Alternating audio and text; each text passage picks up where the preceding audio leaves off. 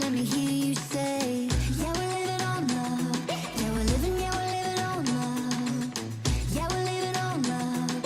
Yeah, we're living, yeah, we're living on love. Oh, oh, we're gonna take you higher.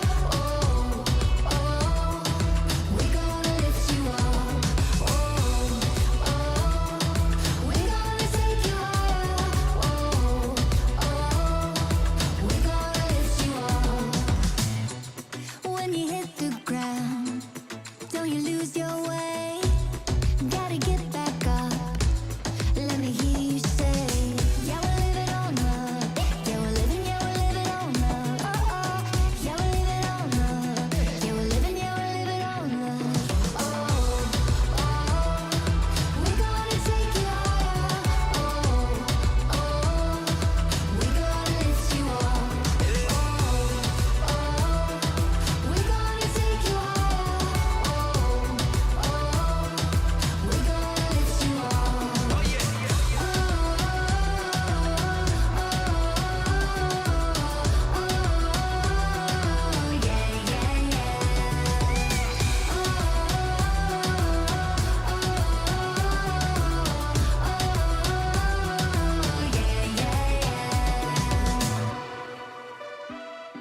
We're gonna take you higher. We're gonna lift you up. Oh, oh, we're gonna take you higher. Oh, oh, we're gonna lift you up. Oh, oh, we're gonna take you higher. Take you higher. We're gonna lift you up. Oh, oh, we're gonna take you higher. Take you higher.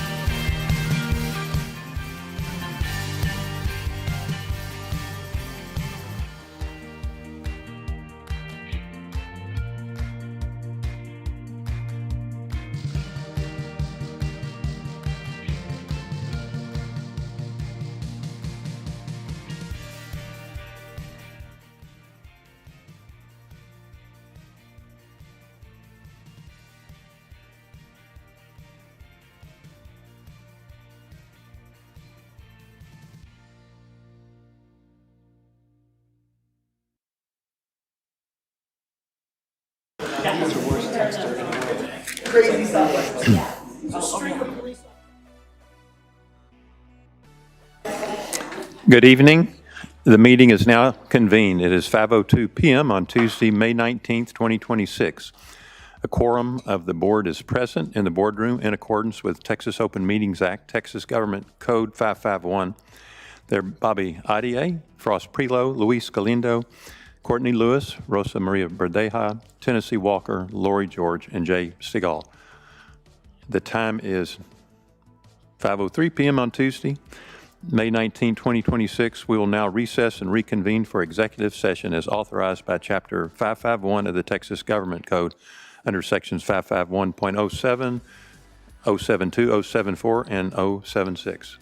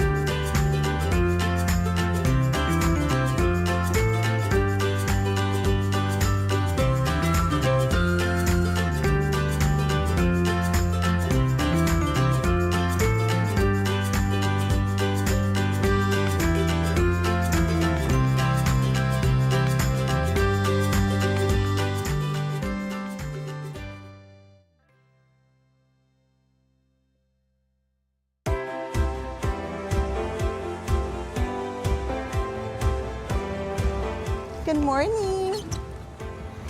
Good morning, Victor. So it starts here. Yes, it starts here in the morning. We greet our kids, Good morning, Caitlin. help them in, and they get their day started. Good morning. And this is a good opportunity for us to kind of mingle with the parents as well, so they're used to seeing us every morning. Kids don't want to be late. They want to tell their parents, we want to be on time. We're missing school. Is being at school important for you? Yeah, How come? because I study help reading and writing. Good morning, girls. Are you ready to check attendance? Yes. Students are walking around with our community and partnerships, Ms. Yesenia Avila. We're gonna make sure who's here and who's not. That way I can be able to call parents and see if we can get students to get here before 10 a.m., okay? Okay. I'm Calliope and attendance matters to me. I'm Bridget and I'm serious about attendance. This year, our kids were all about making sure that we are exposing that attendance matters by either creating posters, even holding each other accountable, and passing as, hey, don't forget to be here tomorrow, get here on time. Good morning, Mr. Nava. Good morning. Is it a good time for attendance? Make it student driven. I think you need the kids buy-in because teachers are teaching and absence bell doesn't ring until 10. So the kids are the ones kind of tracking that in the morning. Hi, Ms. Sanchez. I'm here to check up who's absent. Okay. So I know something that's very popular with them is those social media platforms after school hours where they're holding each other accountable and asking each other questions like, where were you today? Hey, have y'all seen Randy? We tried to text him in the group chat. Yeah, he hasn't responded. It keeps them accountable. They'll know, oh, if we're not there on time, Calliope's gonna come and see that I'm not there on time. I think students, they know that if they're here, there's going to be incentives, and so that's why they want to be here. Oh, here we have a student here ready for a token. That is cool. So what does that mean to you? That nobody is absent. You're gonna see tokens outside their classroom, and that means that all the classes here and they were here on time. Who's absent today? In my group, nobody's absent. Nobody? Okay, perfect. So I'll call these right now. Hi, good morning. I was calling to see why Salvador wasn't in school today. Attendance matters, and not only to be here, but be here on time. Are you ready to start your day?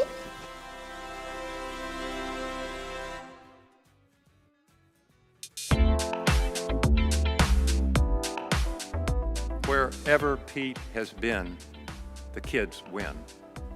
Everywhere, every time, Pete's kids win. Under his leadership, our kids will win. Please join me in welcoming Pete Licata, one of our newest Texans, to Fort Worth, Texas. We're very excited for being here. There's no question about it. This is an opportunity, it's an honor, but it's a responsibility. It's children. You are not a public educator if children are the first thing you think of when you address anything regarding school-related activities, education, classrooms, personnel, HR, rules, buses, health, food. It means we look at children as a whole person.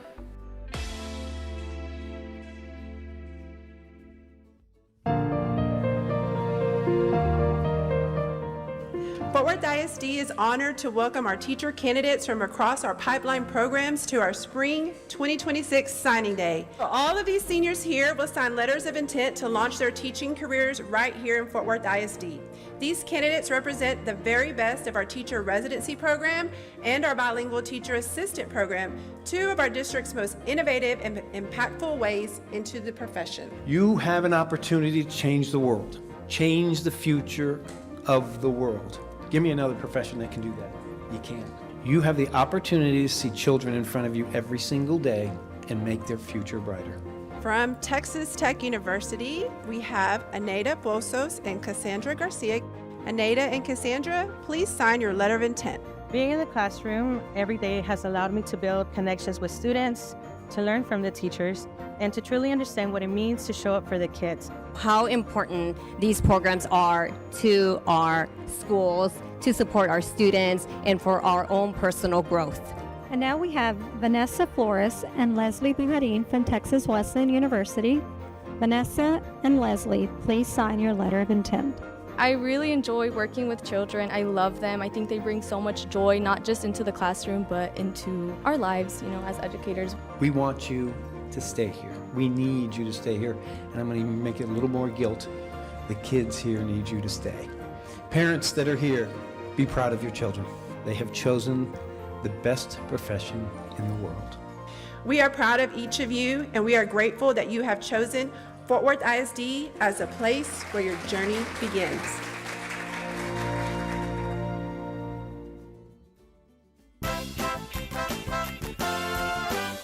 Division 1, are y'all ready? Division 2, are you ready?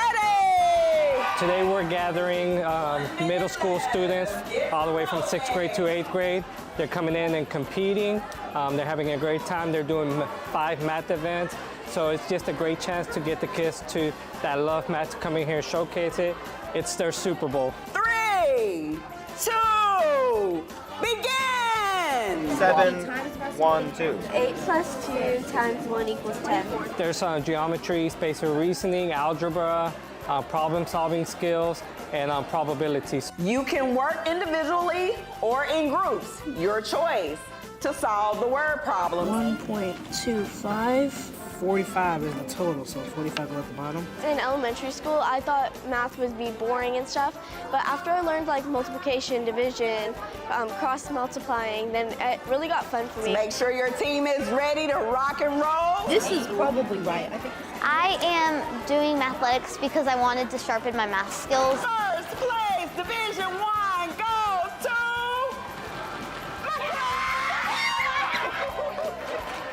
First place winner, Division 2, is Daggett Montessori. And Fort Worth ISD, we love math.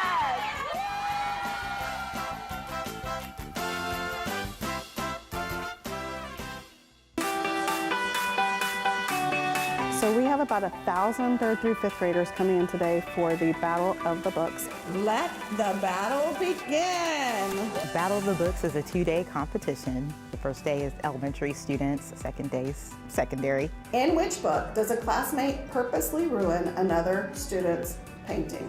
We have a quiz show style competition where kids work in teams. They read 5 books and then they answer questions. And every question begins with, in which book? In which book does a student believe that stickers are one of the most special things? So the answer to the question is going to be the title of whichever book they think is the best choice. Answers, please. Reading teaches empathy, and it makes us better people when we can identify with other characters that maybe are different from us. It's important that we have books that kids can see themselves in. The correct answer is JoJo McCoy. I love reading. It's one of my favorite things to do. It's so important to read books because if you are always on a screen or something, it's not the best thing for you. But if you read, it's gonna help you like step out of your comfort zone. You're gonna get to learn new things. In which book does someone make night socks? I am participating in Battle of the Books because I wanted to challenge myself and I wanted to read more books. They get so excited about reading and discussing the books. I love that we are fostering a shared love of reading. The correct answer is... When you get older and you get a job, like you have to learn how to read your bills and read like mortgage papers, and you like have to learn how to read to be successful in life. I hope that they take away a love of reading, a love of literacy, the teamwork, working with their teachers, the librarian, community members. That's what I hope they take away from this experience.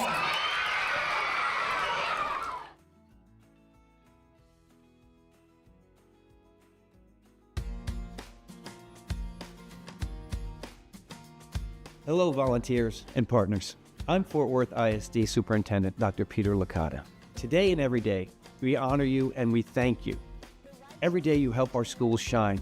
Your generosity, kindness, and bright smiles show our students and teachers that Fort Worth ISD is more than just a place to learn.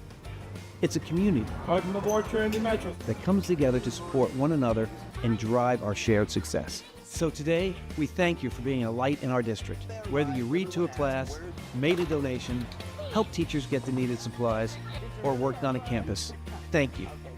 Thank you for your time, thank you for your commitment, and thank you for your generosity. You ready? Yeah. You got it. It takes a village to raise a child, and there's no better village than ours. Thank you for your service and commitment to Fort Worth ISD.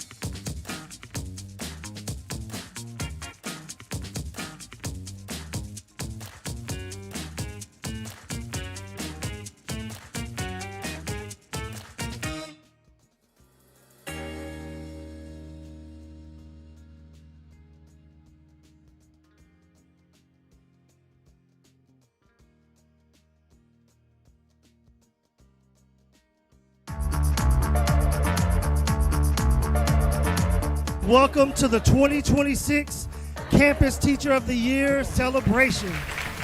Today it is one of the most exciting days of the year. I believe every opportunity that we have to highlight and celebrate the work that each and every one of you do in our classrooms, we are here to celebrate and honor you on tonight, some of our hardest workers in Fort Worth ISD. It is one of the only professions that can change the future. Think about that. It is one of the only professions that can actually impact the future, and it can impact the future of each child in their classroom. And good evening, Campus Teachers of the Year. My name is Denise Carpenter. And my name is Angelica Navarro. And it is our pleasure to be here with you this evening to announce our finalists. Starting with elementary, the finalist is Jacqueline Bender. Our next elementary finalist is Alondra de Leon Trejo, Alice Contreras Elementary. Our third elementary finalist is Rachel Flores, West Cliff Elementary. Our next elementary finalist is Marina MJ Mindieta, West Hanley Elementary. And our final elementary finalist is Louise Ortiz at South High Mount Elementary. And now, our secondary finalists. Our first finalist is Dawn Bronze of Pasco High School. Our next secondary finalist is Gina Palladino, TCC South FWISD Collegiate High School. Our third secondary finalist is Francisco Rodriguez, Stripling Middle School. Our next secondary finalist is Catherine Smith, Montague Middle School. Our final secondary finalist is Caitlin York at the Leadership Academy at Leonard Middle School. You all are a shining example of what takes place in our classrooms each and every day and the impact that you have on our students across the district.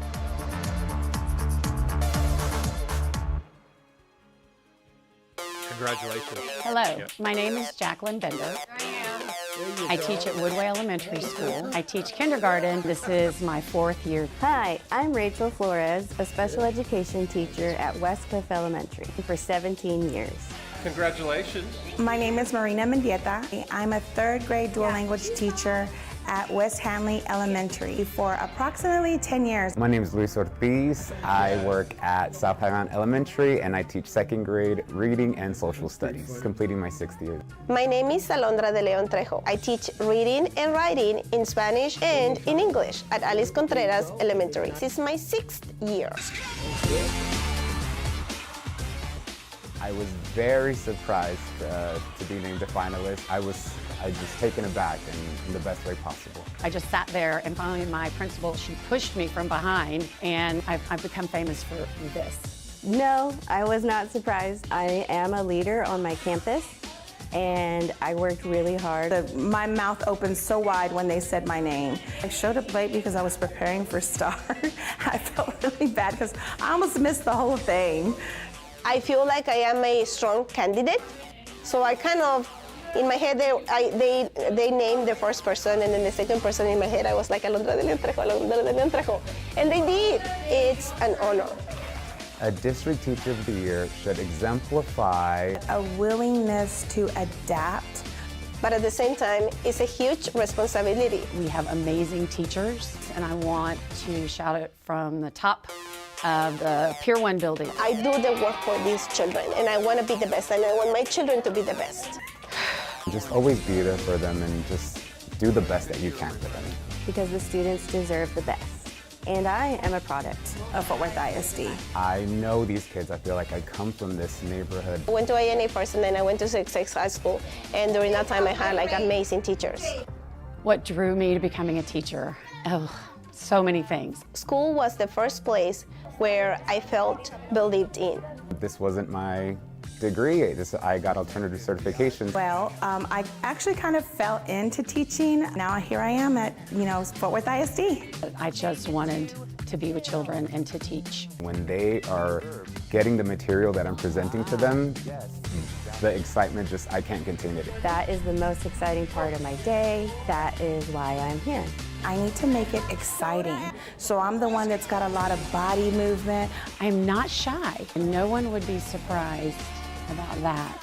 I'll go way back, that I was a beekeeper in the Peace Corps. But I have taught here at West Cliff Elementary for my entire career. If I weren't a teacher, I would be interviewing celebrities on the red carpet. Cooking is my love language. My students think I'm a little bit crazy. Their mom. Nice and understanding. Try when the toilet flush. My secret sauce in the classroom would have to be making silly faces or breaking out into a dance. Being just super fabulous. My English charts. I love connecting with the kids. That is my favorite thing. They surprise me every day with what they can do and what they have to struggle with outside of school. Because once your students know that you love them and that you care about them, they will give you everything they have. The reason that they're doing that is because they feel in their heart that they are cared for, that they are protected. The thing that has stayed the same, regardless of the school year, is my love for teaching and my students. This was my calling. So otherwise I would be interviewing celebrities. I'd be on the other side of this camera. I love to come to work every day. I want to be here. I'm one of the first ones in the parking lot. So I have so much to say. What was the question? How many more do you have? Okay. It's the best job you could ever have, and it's the hardest job you could ever have. But Fort Worth is my town, my city, and I love it here. We finished? We're finished. Give me your feedback.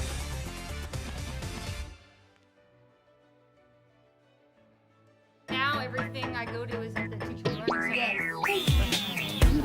My name is Gina Palladino. I'm a high school math teacher and I teach at TCC South Collegiate High School. My 11th year. My name is Dawn Bruns. I teach economics at Haskell High School. My 11th year. My name is Catherine Smith.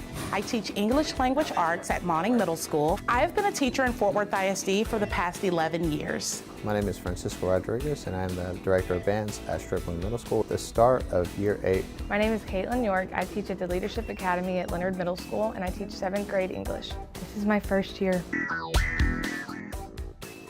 Just for someone to recognize the effort, the commitment, the consistency that it takes to do this job was very surprising, because that's just not something that we get quite often. I was very surprised to be named a finalist. I was literally shocked. I think if there's a video of it somewhere, it would be really funny. I did not expect it. I'm very fortunate and very blessed for the opportunity. Our district has a plethora of highly qualified teachers. When I heard my name, I was in shock and awe. The District Teacher of the Year should reflect what we want to see in our students. Accountability and dependability. Someone who truly cares about learning. Just willing to put everybody's needs sometimes before their own. Like our superintendent said, we have the ability to change the lives of many, many people. One of my first memories at the beginning of my career was when my students taught me everything not to do as a teacher. The students videoed me doing the Running Man, and it became a thing on TikTok. Teaching in a portable with like 45 freshmen in world geography. I was so uncertain and I was so unsure. But I really had great support, and those teachers kind of helped push me through. My first year with teaching 6th grade band, getting all ones, and seeing the kids jump with lots of joy and laughter. What I love about being a teacher is helping kids want to learn. I get an opportunity every single day to come and help a student be prepared for what happens outside of the classroom. I get to interact with different groups of kids and share my passion for math with them. Their self-esteem is up, their confidence is up. They feel like they can go take on the world. That's what makes it worth it. I love the relationships I build with my colleagues and the students. I just love the environment here. I can't imagine doing anything else. My students think I'm the best. Nice, I suppose. I'm a goofball. If students are not practicing, we always say it's time to go hit the gym. Always making them do their work or wearing their IDs in the hallway. I'm extra. My students think I'm crazy. You know, I'm like, okay guys, we're getting our papers out. We're gonna have so much fun. My secret sauce in the classroom is all about relationships through instruction. I teach bell-to-bell instruction in this classroom. It is math all day, every day. When it comes to being in Palladino's classroom. Getting to know my students, we have a lot of fun, even when we're learning tough things. Making music is like having a superpower. You know, it's because you can impact the world. That my kids never know my next move. I always keep them on their toes because they never know what's going to happen next.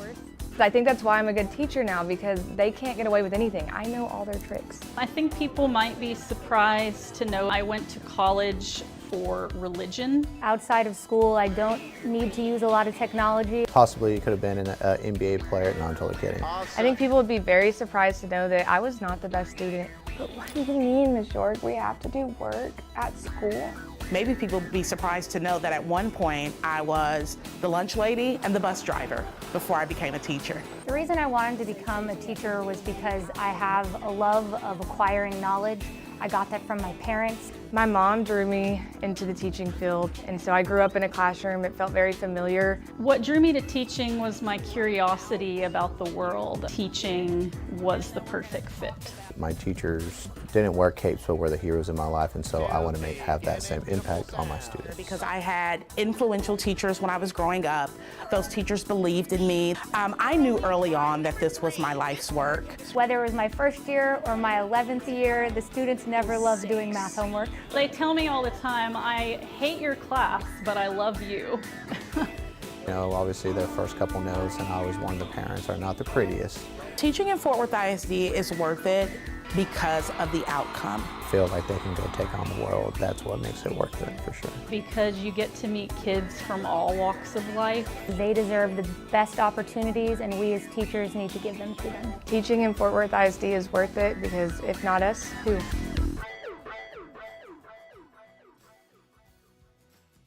Tonight, we get to shine a spotlight on those who go above and beyond. Tonight we get to praise you.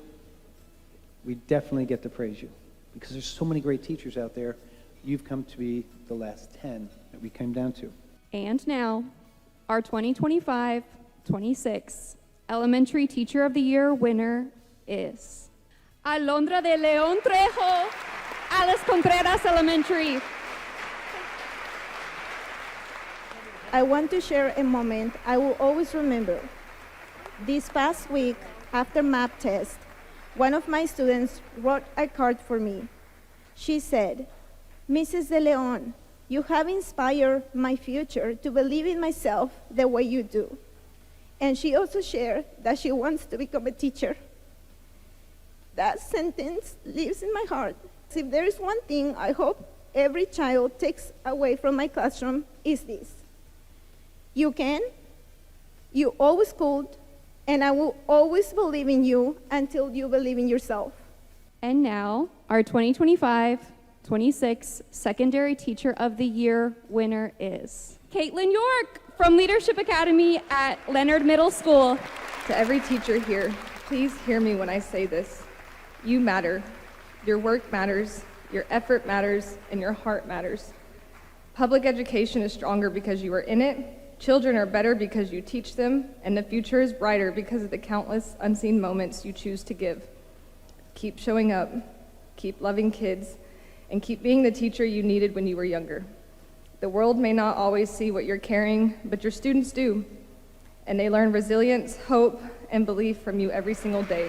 And this year, we also have the pleasure of celebrating the volunteers and the community partners who give us their time and resources to better support teachers and students. And our teachers here, our principals here, you know better than anybody how important volunteers are.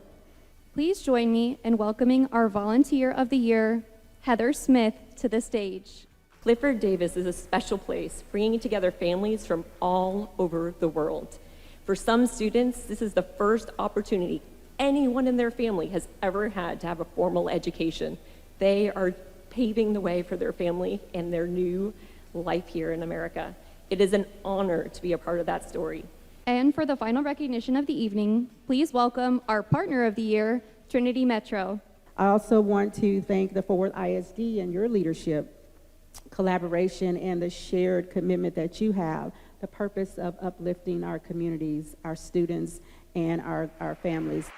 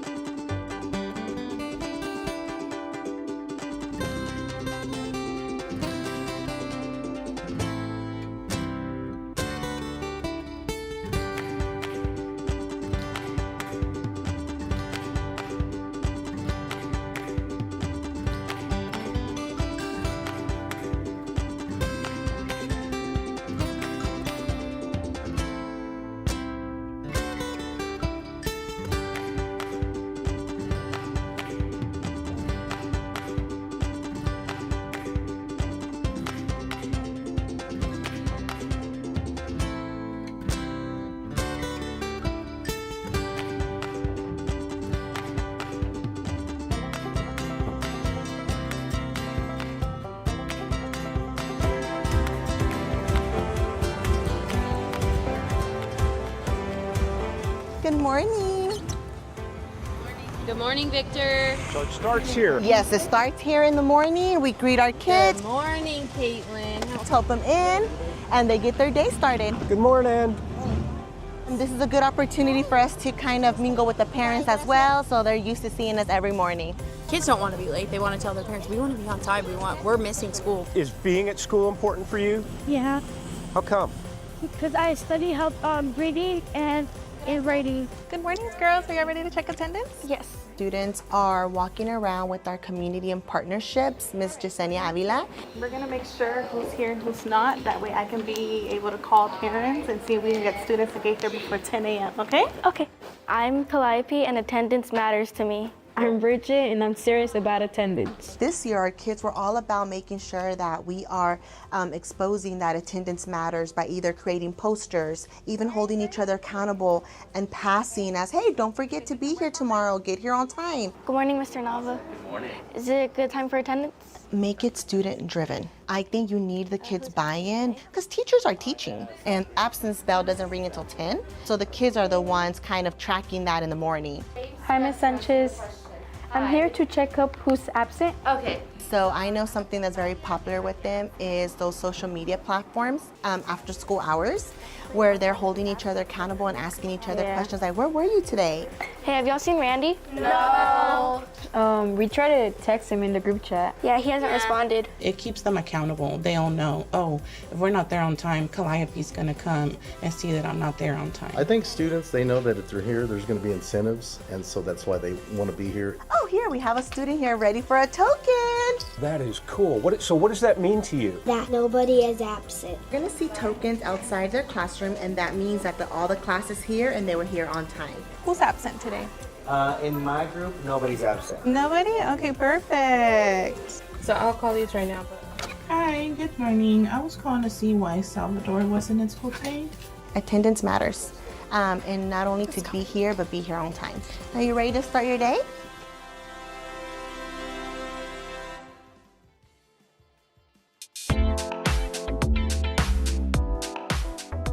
Wherever Pete has been, the kids win. Everywhere, every time, Pete's kids win. Under his leadership, our kids will win. Please join me in welcoming Pete Licata, one of our newest Texans, to Fort Worth, Texas.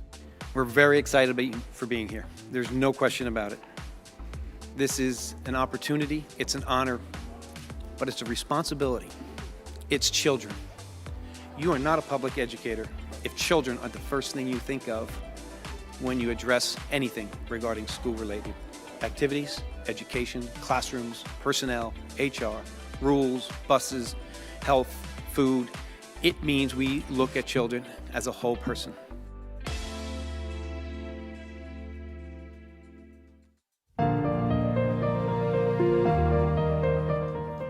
Fort Worth ISD is honored to welcome our teacher candidates from across our pipeline programs to our Spring 2026 Signing Day. All of these seniors here will sign letters of intent to launch their teaching careers right here in Fort Worth ISD. These candidates represent the very best of our teacher residency program and our bilingual teacher assistant program, two of our district's most innovative and impactful ways into the profession. You have an opportunity to change the world, change the future of the world. Give me another profession that can do that. You can't. You have the opportunity to see children in front of you every single day and make their future brighter. From Texas Tech University, we have Aneda Bosos and Cassandra Garcia. Aneda and Cassandra, please sign your letter of intent. Being in the classroom every day has allowed me to build connections with students, to learn from the teachers, and to truly understand what it means to show up for the kids. How important these programs are to our schools, to support our students, and for our own personal growth. And now we have Vanessa Flores and Leslie Buharin from Texas Wesleyan University. Vanessa and Leslie, please sign your letter of intent.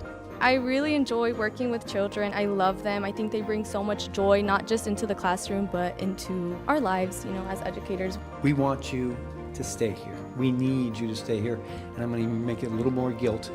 The kids here need you to stay. Parents that are here, be proud of your children. They have chosen the best profession in the world. We are proud of each of you, and we are grateful that you have chosen Fort Worth ISD as a place where your journey begins.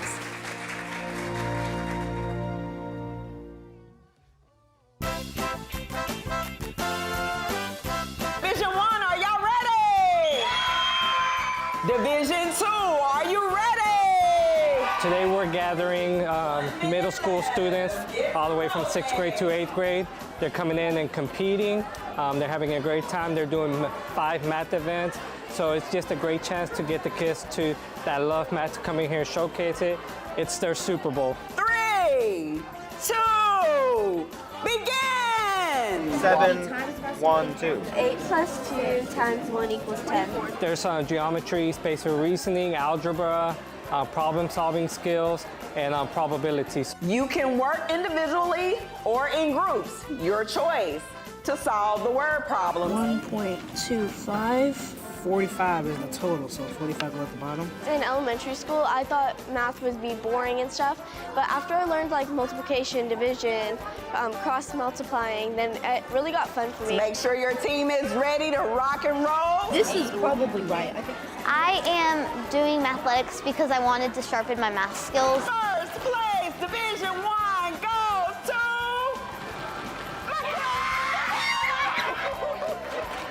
First place winner, Division 2, is Daggett Montessori.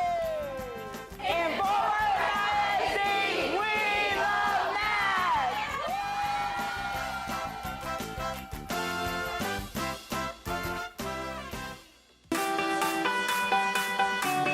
So we have about 1,000 3rd through 5th graders coming in today for the Battle of the Books. Let the battle begin. Battle of the Books is a 2-day competition. The first day is elementary students, second day is secondary. In which book does a classmate purposely ruin another student's painting?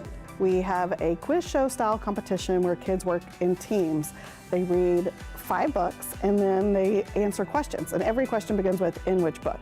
In which book does a student believe that stickers are one of the most special things? So the answer to the question is going to be the title of whichever book they think is the best choice. Answers, please. Reading teaches empathy, and it makes us better people when we can identify with other characters that maybe are different from us. It's important that we have books that kids can see themselves in. The correct answer is JoJo McCoy. I love reading. It's one of my favorite things to do. It's so important to read books because if you are always on a screen or something, it's not the best thing for you. But if you read, it's gonna help you like step out of your comfort zone. You're gonna get to learn new things. In which book does someone make night socks? I am participating in Battle of the Books because I wanted to challenge myself and I wanted to read more books. They get so excited about reading and discussing the books. I love that we are fostering a shared love of reading. The correct answer is... When you get older and you get a job, like you have to learn how to read your bills and read like mortgage papers, and you like have to learn how to read to be successful in life.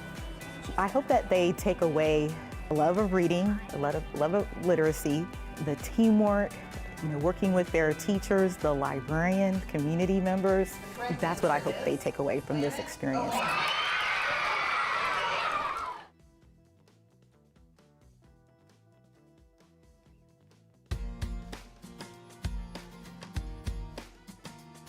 Hello, volunteers and partners.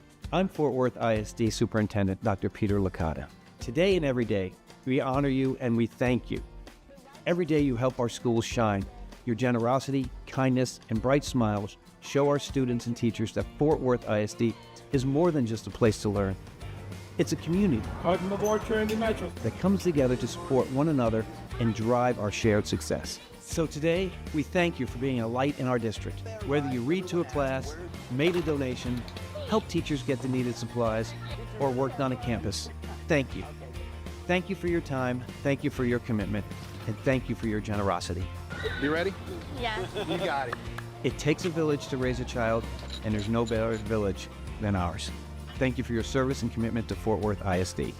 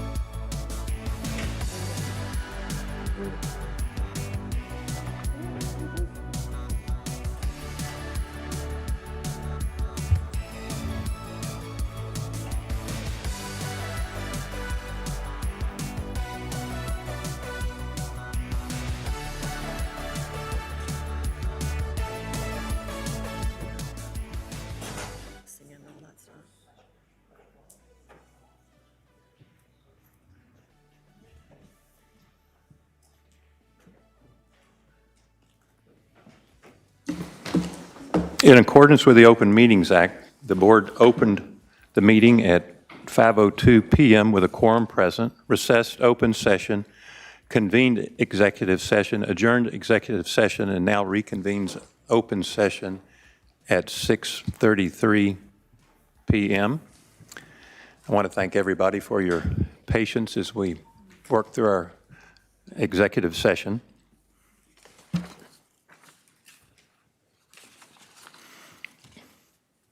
Please stand with me and welcome the South Hills High School Junior ROTC to present the colors of our nation. And DeJuan Williams from Western Hills High School will sing our national anthem. Left, right, right, left, left, color guard, hold, left, face, present, colors.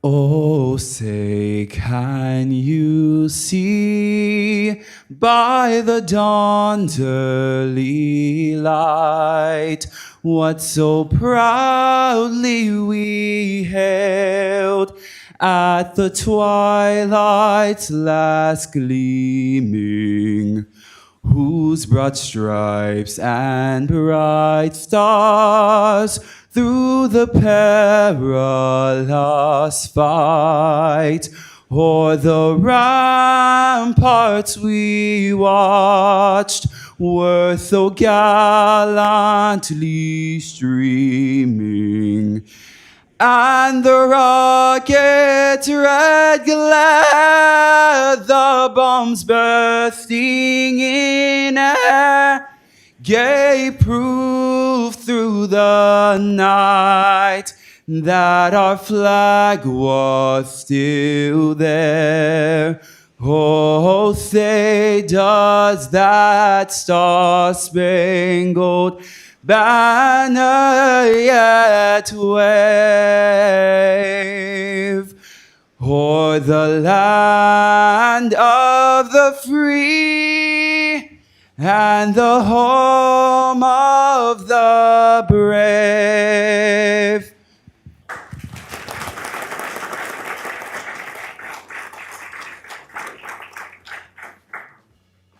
pledge allegiance to the flag of the United States of America and to the republic for which it stands, one nation, under God, indivisible, with liberty and justice for all.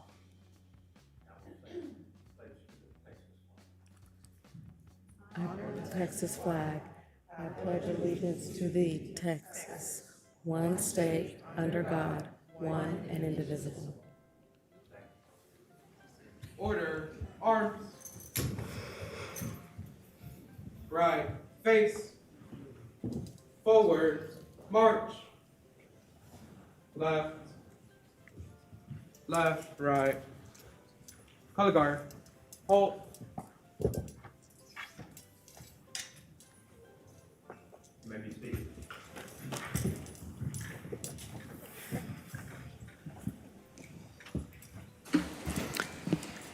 I will now welcome the Chief of Communications, Ms. Tenen, for our student recognitions.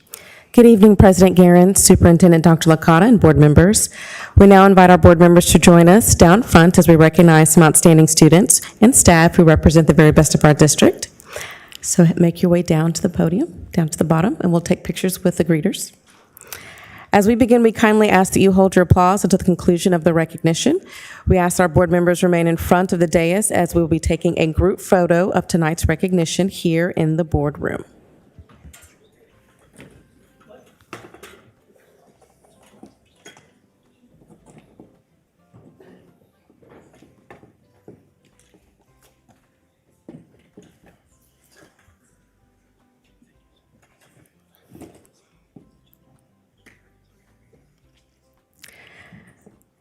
Tonight, we recognize our greeters from the South Hills High School JROTC.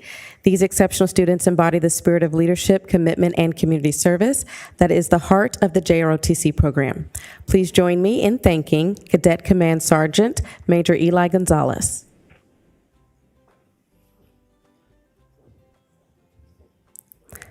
Cadet Colonel Jonathan Flores.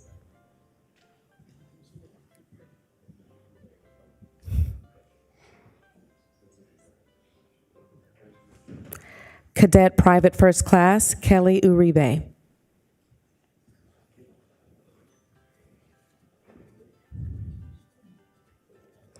Cadet Private First Class Nyagoma Kaiso.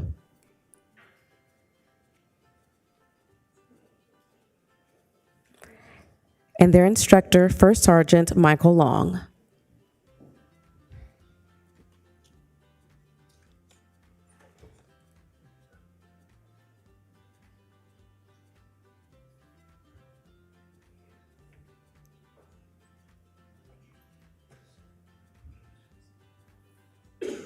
At this time, at the direction of the district photographer, we'll take a group photo of the Board of Managers and our student greeters for this evening.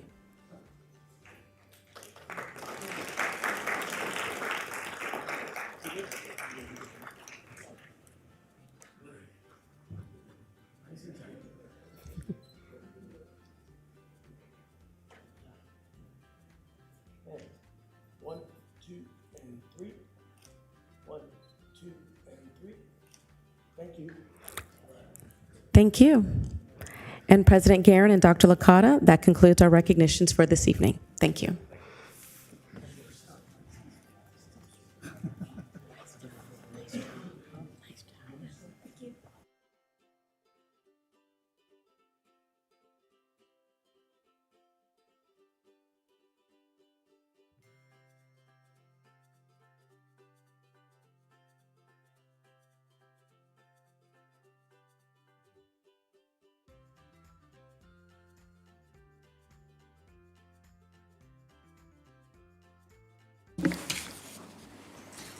Before we proceed to public comment, I want to share with you, all of you, a tragedy that befell one of our students today. We learned today that Robert Wyatt, one of our students at Joe Kelly School, passed away this morning. On behalf of the Board of Education, our superintendent, and the entire district, we extend our deepest condolences to Robert's family, friends, classmates, teachers, and all who knew and loved him. A loss like this is deeply felt across the campus and throughout our district. Counselors and support staff are available to help students and staff as they process this difficult news, and we will continue to provide support in the days ahead. We ask everyone to keep Robert's family and school community in your thoughts and prayers during this incredibly difficult time for his family and his school community.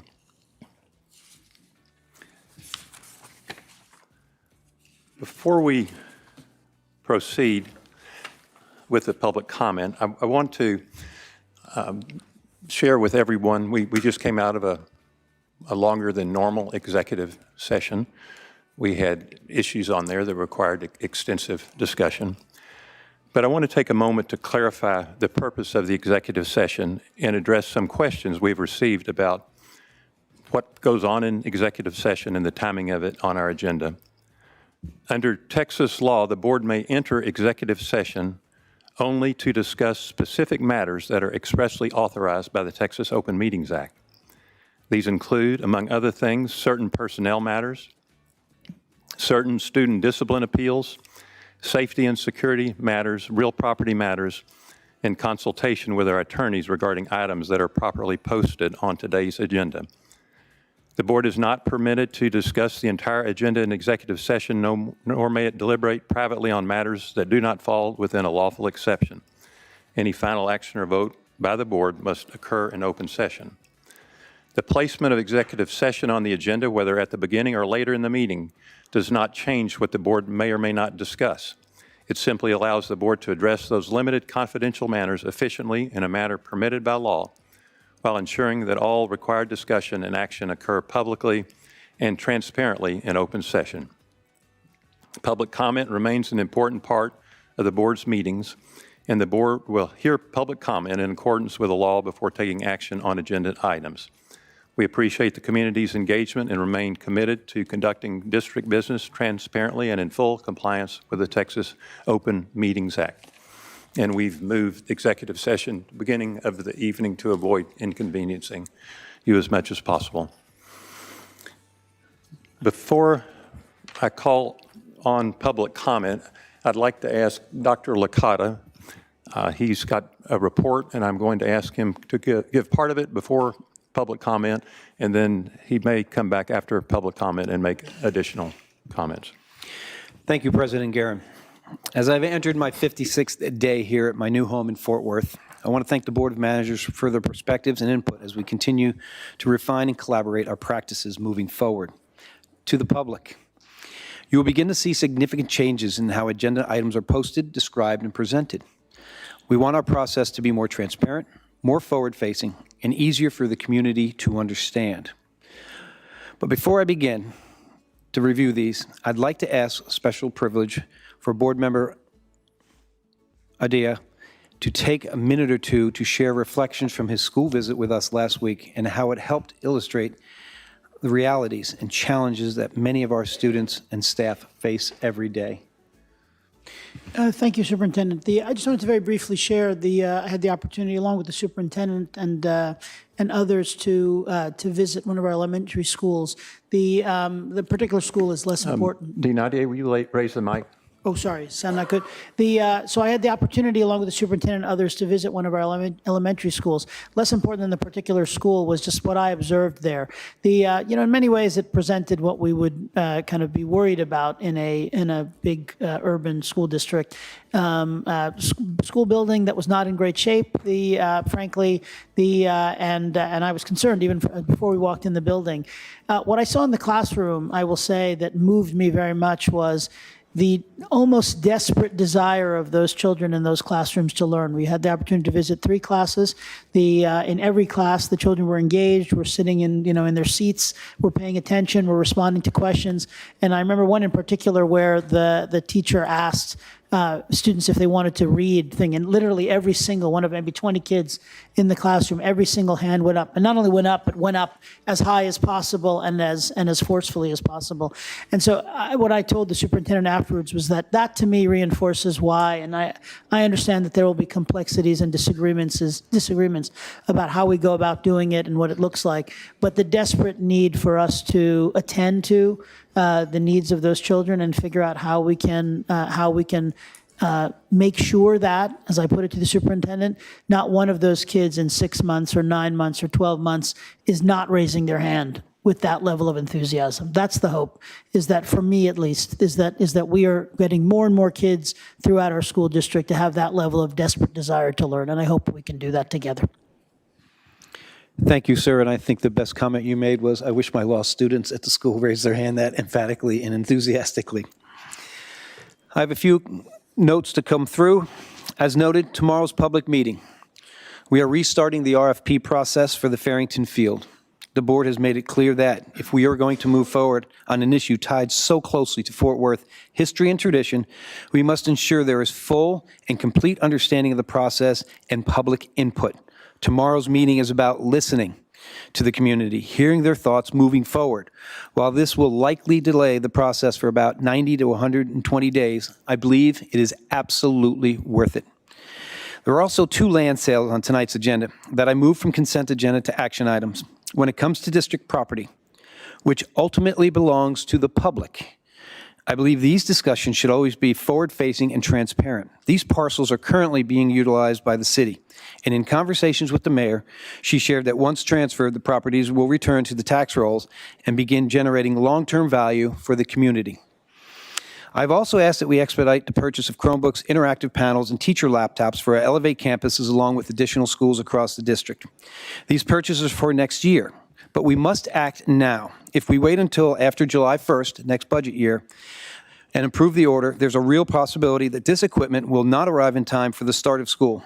Between supply chains, timelines, imaging, training, and delivery, there is simply too much at risk. This is unacceptable. This is a clear example how Pillar 5 supports Pillar 1. Teachers and students must have these tools in their hands on the very first day of school. These are the behind-the-scenes operational changes that directly improve teaching and learning. We are also purchasing a significant number of Apple computers for our CTE programs. This is an area we intend to expand substantially as we create more relevant and engaging pathways for students. Once again, our expectation that these tools are in the hands of the students on day one. I want to personally and publicly thank Principal Monica Ordaz of Cesar Chavez Elementary School. I appreciate her leading the name-changing process that was established by this board and followed throughout, culminating tonight. We will be utilizing the monies gained by the tonight's sale of the property to begin changing the name on the marquee, all signage, letterhead, and while also doing some beautification of the campus over the summer. On another note, I attended the Dunbar staff versus Fort Worth Police Department charity softball game last night. Representative Collier was with me, and we had the opportunity to throw out our first pitches. It was a wonderful community event. I also had the chance to connect with the Fort Worth Police Department Chief Garcia. One thing I consistently heard from the community members throughout the evening was the desire for all of us to continue working together to improve student outcomes. And I should probably add that Principal Edwards may very well have earned the MVP that night had it not been for the pulled hamstring he had in the fourth inning. Finally, I want to update on teacher vacancies for next year, and the group sitting in front of me over here, and these folks here deserve this attention. Teacher vacancies for next year. Last year, Fort Worth ISD began the school year with more than 200 teacher vacancies. At a time when districts across the nation are facing major teacher shortages, we understand the challenge of ensuring there is a high-quality, certified teacher in front of every student on the first day of school. That remains our goal. Here's the encouraging news. As of last Friday, we were at approximately 147 teacher vacancies for next year, district-wide. In addition, following Saturday's job fair, we processed an additional 56 additional hires. Now, not all of them will qualify because of certification or other issues. But even with that in mind, we have a realistic opportunity to enter next school year with no vacancies. We still have 6 additional job fairs scheduled. Recruitment efforts continue every day. But the word is getting out that exciting things are happening here, and people want to be part of a successful turnaround that this district has begun. So I thank my staff for doing this. This is quite a Herculean effort, and I appreciate that, and we expect to have 0 vacancies. We got to shoot for it, and if we don't get it, that's okay. But if we set it and we get it, we got it. And that's important for every child to have a certified teacher in front of them on the first day of school. So thank you, staff. Thank you, Dr. Licata. Our next agenda item is public comment. We value hearing from our community and thank all of you for making the time to be here. Public comment is an important part of our meetings, and we know all of you come to this meeting with the same commitment. We want what's best for our kids. We may disagree on what tactics we need, what programs, what practices, but we're all here because we want what's best for our kids. To ensure everyone has a fair opportunity to speak, public comment is conducted in accordance with the Fort Worth ISD Board Policy and the Texas Open Meetings Act and must be managed in an orderly and consistent manner. Speakers must sign up in advance through our predetermined process, will be called in order, and will have up to 3 minutes to speak with no one receiving less than 1 minute. The presiding officer may make adjustments when needed to help manage time and ensure everyone is heard. At regular meetings, speakers may address any topic, and that is tonight. At special meetings, comments are limited to the posted agenda. The board listens to all public comments, but does not engage in discussion during this portion of the meeting when appropriate responses are limited to factual information or existing policy. We ask that speakers be mindful of student privacy and refrain from identifying students by name, as student information is protected by law. However, a parent or guardian may identify their own child if they choose.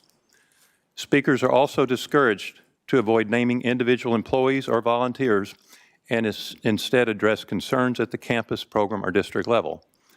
We also ask that concerns about individual employees, students, or other confidential matters be directed through the appropriate district processes rather than during public comment, as those procedures are designed to ensure concerns are handled appropriately and fairly.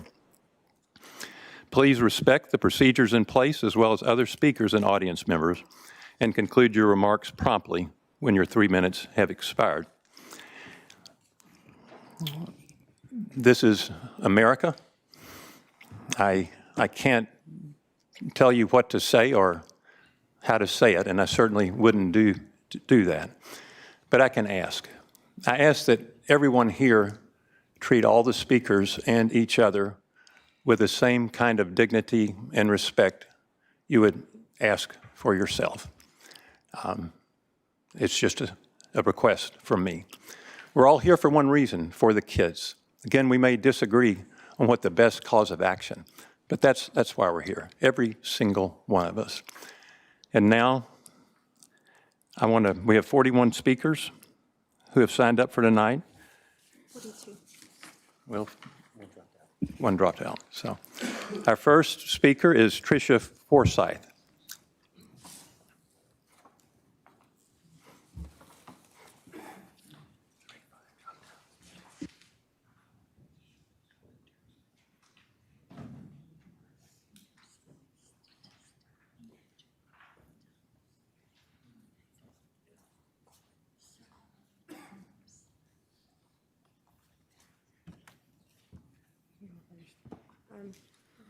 No, I want you to go first. Okay. It's probably the first night that I didn't write anything. Let's see.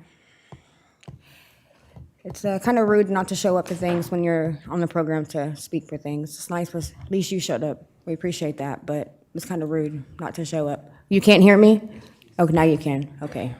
It was rude for you not to show up when you're on the program to speak at our Boulevard Heights transition graduation. This is the end of the year, so let's talk about student outcomes tonight. I don't know if you looked at them, but he survived. He thrived. He made all his goals, surpassed them. What's the programs that you guys can't guarantee that you're going to have positions for next year? So thanks for that. Let's see. What, baby? Thank you. Let's see. Didn't you just say that you're going to use the money to change the name with the sales? So that's confirming that you are going to go ahead and go forward with it, that y'all voted on that already in their meeting, right? Is that what you meant by that comment? Because you pretty much said that you just are going to use the funds from the sales tonight for the name change of this elementary school, confirming that you are already going to go through with it. So okay, that's not transparency, guys. Like, this is not, you guys are doing too much. All these changes, but all the growth that you will see at the end of the year is not because of y'all. It's because of the students. The students worked their butts off this year, not because of y'all. Y'all don't get none of this credit. I know y'all coming and doing all these changes, but it's not that. And I think these right here is like the red zone. Like, in classrooms, you know what that is? The red zone? Yeah, I know you do. They're in the red zone. They are. Why can't you practice what you preach? I just don't understand. Like, you coming in here at door and time, it's just not right. When our kids are actually doing better. But you are changing everything. In Chromebooks, we don't need no more Chromebooks. We don't need any more screen time. Let the teachers teach. Let the teachers teach. Let the teachers teach. But we're losing a lot of these teachers. Why? Because they can't teach. Simply because they cannot teach. Thank you for letting me speak tonight. Thank you. The next speaker is Adrian Forsyth, and Adrian Forsyth will be followed by Trinace Dorsey Hollins.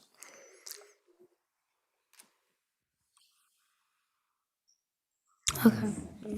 Adrian!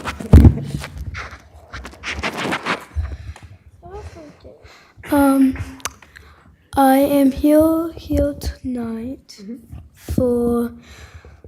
because my dyslexia teacher was helping me a lot, but she might not be here next year. I want to say my seat space helped me a lot too. I think she's gonna be here next year. My second grade teacher, I think she is the best teacher I could have.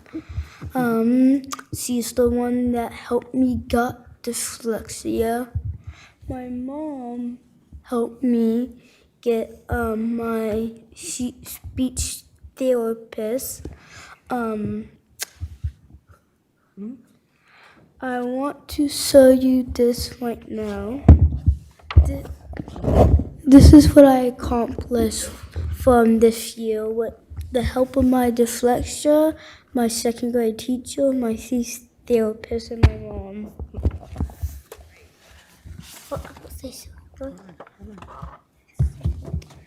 I accomplished this. This is his Scholastic achievement for math and language arts because he got 99 percentile. 99 percentile in growth, 99%. This is his honor roll. This is his outstanding attendance because the child must be there. This is his chess club participation. And he's a super reader. His citizenship award. And the outstanding achievement in math. Because that is the student outcomes that we want to see. That's what we're working towards, not what you guys are doing. Thank you. Congratulations, young men. I have one more thing to say. My brain is smart. My brain is unique. I learn in my own way, and that's the best part.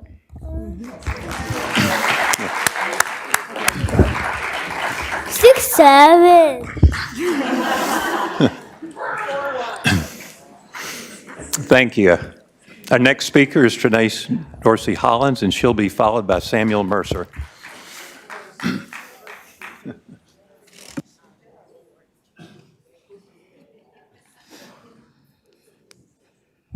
It's a hard act to follow. Good afternoon, board.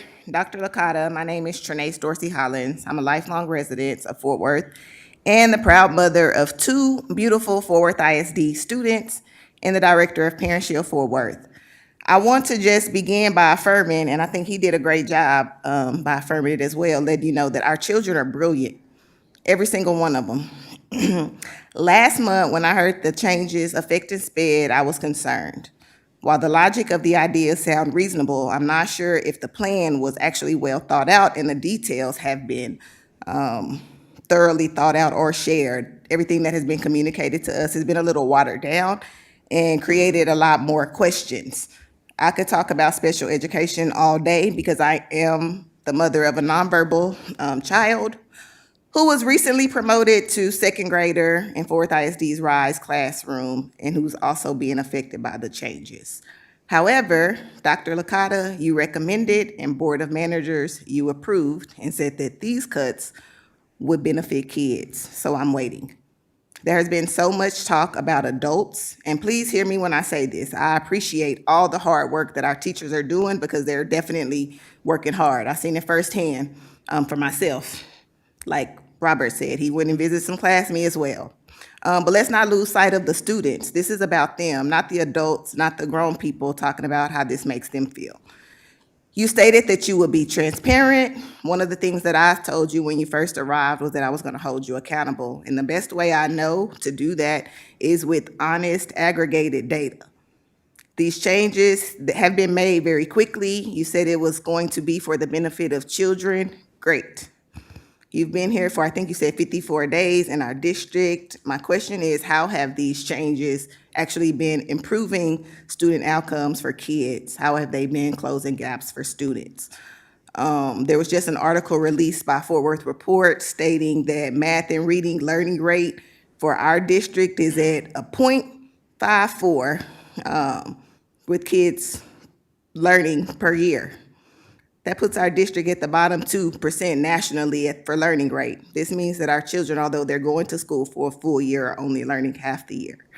Board of Managers and Dr. Licata, I ask you to please go back and review the board meetings prior to you coming where we were receiving data every month about student progress. Where is that data? That is what we want to see. That is what's going to allow us to see the growth. And also, I have 15 seconds left. I just want to make a public record as well. I don't know if Nathan Graff is in here, but today transportation damaged my daughter's wheelchair. That is her mode for transportation, not only at school, but at home too.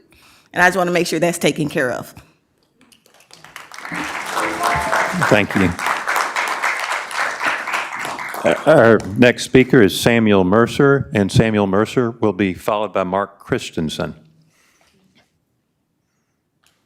Is Samuel Mercer here?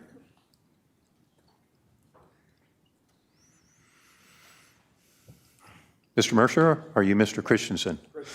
Okay. Don't see Samuel Mercer coming forward, so Mr. Christensen. And Mr. Christensen will be followed by Father William Winston. Dr. Lacoila and board, thank you for the honor to speak tonight. I'm going to be speaking in favor of the posting of the Ten Commandments and the Bible classes that are being considered to be put into the 7th and 8th grade classes. My name is Mark Christensen, and I am in the leadership group of For Liberty and Justice. I want to thank you for the emphasis that you're putting on the reading programs and the math programs. That's definitely what our kids are needing. The discipline in the classroom for the teachers so that they have all the tools necessary. I think you've been briefed on Senate Bill 10 in the executive session. And as a corporation, I'm sure that, when I was with American Airlines, we did a gap analysis. What are the new rules? What are the FAA? What do they want us to do for this next year? And as you do a gap analysis for this, there are some areas where we need to be in state compliance. And so to want the funds for the state and yet not do what the state has mandated is a concern. And I support you in getting through the process of compliance with the state board or Senate Bill 10. The Bible can be a sensitive topic, and I want to acknowledge that. When I was a teacher for Fairfax County Public Schools for 5 years, it's a high-powered district, a lot going on there. We had a script. I was also had to teach sex ed to sixth graders, not necessarily an easy topic or an easy assignment. But there was a script, I stuck to it, I signed that I was going to do it, and you know what? We got through it, and parents weren't necessarily upset. And I think this is similar, that as a Christian, I might be concerned of who's teaching this class. Are they going to try to take away from the Bible? Or are they trying to promote certain aspects? But you know what? There's a script. And the Bible is a foundational document. You go back to all the founding fathers, that this was a quoted item. It's just part of the literature, and it's part of what the state has mandated coming down. The Liberty Bell on Leviticus 25:10, it says, "Let freedom ring." And that freedom is still alive today. It allows me to speak, it allows others that are going to disagree with me to speak. And that's part of being in America and part of what we celebrate. So let's get in line with state guidance, and let's go for it. Let's get these grades, math scores, and reading scores up. Thank you for your time. Thank you for your comments. Next speaker is Father William Winston, and Father Winston will be followed by Ambika Sharma.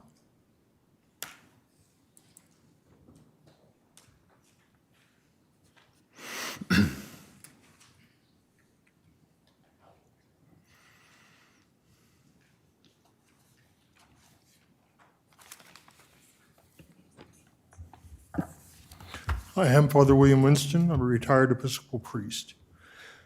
I have extremely serious misgivings about the intention and goal of putting pericopes of Holy Scripture into the public school curriculum. Here's why. In 1990, the Episcopal Church launched a mandatory series of seminars called Safeguarding God's Children and Safeguarding God's People. The goal of the seminars continues to be educating both clergy and laity about the dangers, tactics, and consequences of sexual misconduct of all kinds.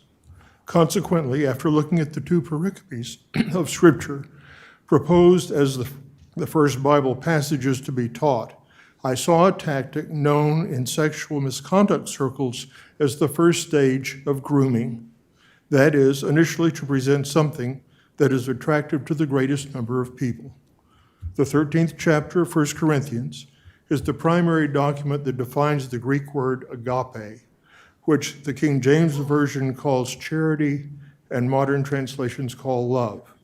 No one can find fault with that.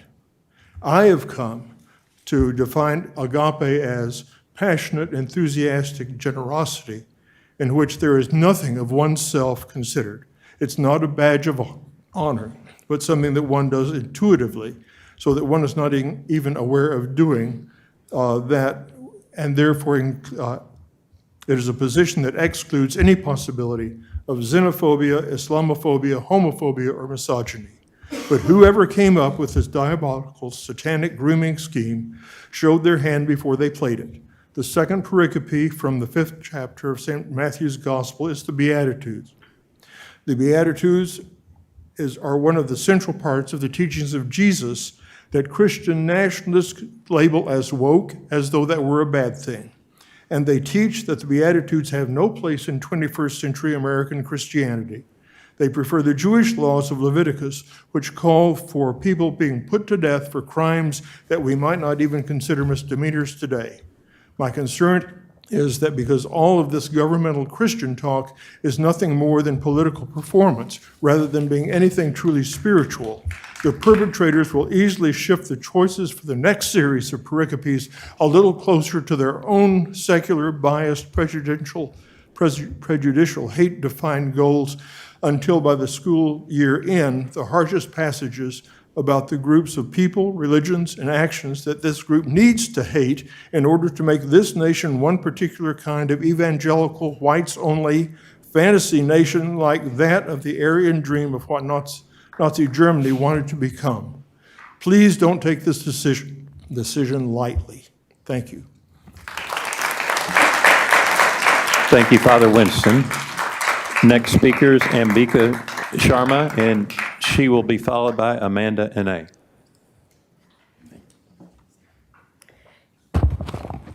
Good evening. My name is Ambika Sharma, and I'm a resident of Fort Worth and a Fort Worth ISD alum. I'm here tonight to speak against the display of 10 Commandments in public schools and against the use of Bluebonnet curriculum, which is bringing in Bible into the public school curriculum. So I want to begin by saying something important, which is I'm not a follower of the Abrahamic religions. What does that mean? You all may not know. What that means is I don't follow Christianity, Judaism, or Islam. And I say that because public schools are supposed to serve everyone equally, students and families of every religion, and also those with no religion at all. When religious doctrine is displayed inside public school classrooms, it sends a message. It tells students which beliefs are favored and which beliefs are treated as outsiders.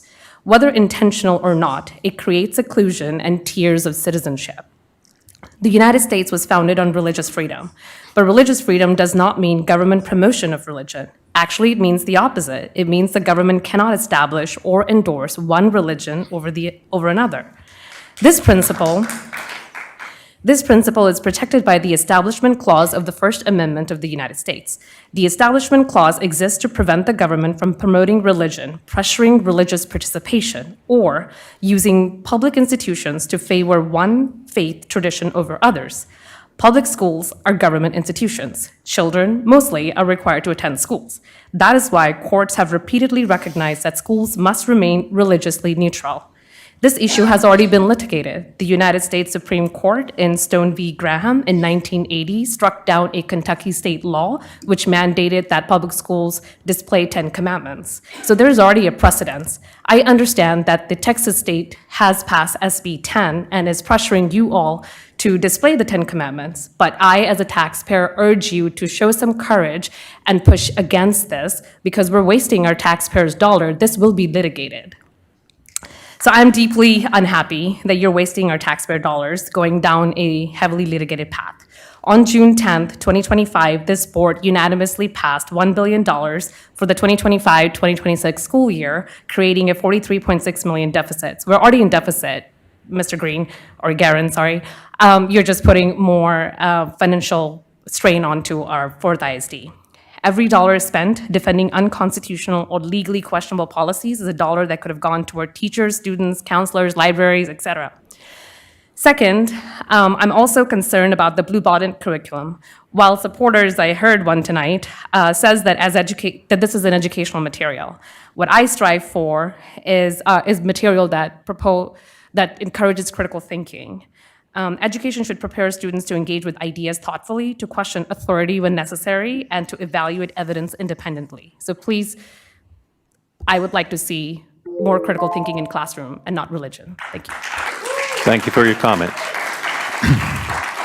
Amanda Anae, and she'll be followed by Bob Willoughby.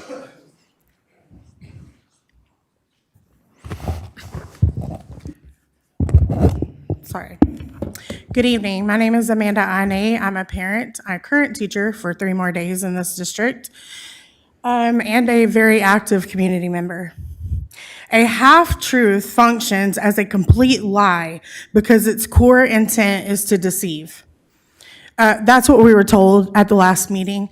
Our EB department has been dismantled, thanks to all of you fine people. INA was closed, but what was failed to be mentioned is that the very class that exists on middle school and high school campuses to help support our EB learners, specifically those who have been in this country for 0 to 3 years, the basic English class has also been dismantled, and those teachers have been told they have to either get fired or find a job. And yes, that's true, I know. Okay, so the plan is that we're gonna take those precious INA babies and the ones that have come here from another country, and we're gonna divide them up by 5s. And we're gonna throw them into the general education English class that may or may not be taught by a certified teacher, and has probably 30 to 40 kids in it, and has kids 2 to 4 grade levels behind. And then, IEPs, 504s, GT, we got them all. And now we have 5 precious babies who have not lived in this country any amount of time to even know or understand the language. That is not supporting them. Now, this last meeting, I was highly interrupted. My free speech was interrupted. The Texas Open Meeting Act law was broken, and I am not appreciative of that. So now let me clarify, because there was some misclarification or misunderstanding in the news and who I was talking about. For the past 2 years, the curriculum, the instruction, the teacher guidance, the training has been horrendous. And therefore, you cannot place the blame on teachers. And who I was talking about was this gentleman over here, Muhammad Chowdhury. Now, when I was raised by my grandmother, she taught me a little saying, and it's very true. If the shoe fits, Mr. Kushner and Dr. Licata and Dr. Solis and some of the others who may be following your little regime, put the shoe on, Cinderella, because you're making this environment very toxic for teachers and children. I'm gonna close with this. We actually got to read a whole novel at the end of the year. My goodness. It was called Number the Stars. I don't know if y'all have heard of that book, but it's a little girl named Anne-Marie, and she's growing up in World War II, and the Nazis are taking over, and she helps save her friend Ellen and family. I teach my kids to make connections to text, and one of my students said, Miss Anae, I feel like we're Ellen and Anne-Marie because we're getting told demands of what to do, and we can't say anything about it. Thank you. Thank you. Our next speaker is Bob Willoughby, and Bob Willoughby will be followed by Angela Prilliman. Hope I pronounced that correctly. Well, I'll be talking about local voter education till you're sick of me. Basically, we just had a May 2nd election, and I wish that I could come down here and say, or I wish I could come down here and complain that over 49% did not vote in the May 2nd election. Almost 50% didn't vote in the May election. I wish I could say that. I can't. 97% did not vote in the May election. My question is, when does it get critical? 1% left? So voter education in school is very important to me. I think we need it because that is the fabric to everything. If we don't have our system running right, then what good is math and all the other stuff when you're owned by dictators stuff because you don't know how to run your own city? So one thing in voter education you could teach, there'll be several things I'll be bringing down each time that I think that would be worthwhile, like what a bond is. A bond is nothing but a loan with an interest. It just sounds a lot better when the city says we're getting a bond instead of saying we're going to get a loan with interest. Okay? Also, in the city of Fort Worth, we have 5 bonds going. They run on 20-year loans. Each one's 20 years long. Every 4 years, we get one paid off. And as soon as we get it paid off, we zip it back up. So it's like a credit card that we keep at max with 5 bonds instead of getting them paid down automatically. And then what does Mayor and them, they put on the bond? They call it Parks and Recreation, children's stuff. That's good. But do you call a golf course a children's playground? That's an adult's playground, and they can afford to pay for their own. But we spent $25 million on golf courses in the last 8 years. That's a loan with interest for golf courses. So that's what I like teaching voter education, that when you grow up, about what a bond is. Another thing, there's just several of them. We'll just take one at a time. But I tell you what, the main thing is I've yelled so much about our voting getting so low, and it's so critical. I'm starting to feel like Chicken Little. I'll tell you. But this is why we need it in school. I think that's one of the answers. If nobody knows another way to get more people involved, I'm all for it. But our schools needs that. How much time I got left here? Okay. I thought I had my train of thought laid out in a lot. But main thing, like the bond, another thing is how to speak at council with substance. I'm going to try this real quick. I've seen 2 people come down here, school board and council, and they said, ICE is murdering people. If they would have came down and said this, in the Dallas Morning News, Morning Edition, ICE is murdering people. Now they'd had substance. No substance. They come down with emotion, no substance. And emotions doesn't work. These are the things we want to teach, how to bring substance into what you're saying. Anyway, that's what I'll be going on. Thank you very much, and give you a break from everything else, maybe. Something else. Thank you, Mr. Willoughby. Mr. Willoughby, followed by Angela Prilliman, and Angela Prilliman will be followed by Stephen Smith.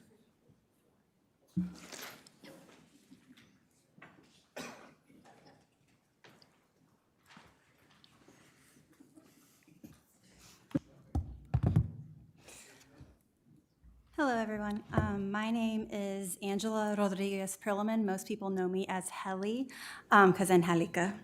My family and I live in Fort Worth, and my daughter is currently at kindergarten at Alice Carlson Elementary School. It's near TCU. It's an applied learning center. It's one of our school choice schools. And our teachers are superheroes. So it's been extremely heartbreaking to hear how they've been treated throughout this takeover process. Your words, Dr. Licata, is, if you believe you're an excellent teacher, fear not, but your jobs are open. You're gonna have to earn it again this year. And I haven't been able to stop thinking about how you spoke to our teachers, parents, and community members, Dr. Licata. And the folks from TEA who sent you, Mr. Marath and Mr. Lechalov, or however you say his name, spoke with the same condescension and disdain to our teachers and parents a couple months back, as if this mess we're in is their fault. And then you wonder why we have so many teachers leaving. Funding and resources have been held back from our teachers and schools for decades. All per Governor Abbott, Dan Patrick, Kim Paxton, Rep. Guerin, your son or grandson, Craig Goldman, and their billionaire buddies' orders. Because vouchers, of course, coupons, holding up coupons for people who already have a lot of money. You've been holding up funding for our schools, holding up teacher pay, holding up fixing air conditioners, holding up the funding allotment per student, all because our representatives in our state capitol wanted to line their own pockets. Our teachers and parents are doing the absolute best they can for our kids, our schools, working so hard despite being burnt out and stretched thin, having abysmal pay, having to pay their kids for their kids' school supplies with their own money. They are doing it all despite the ridiculous hoops y'all and your previous folks and the reps have made them jump through, and then y'all just change the goalposts again.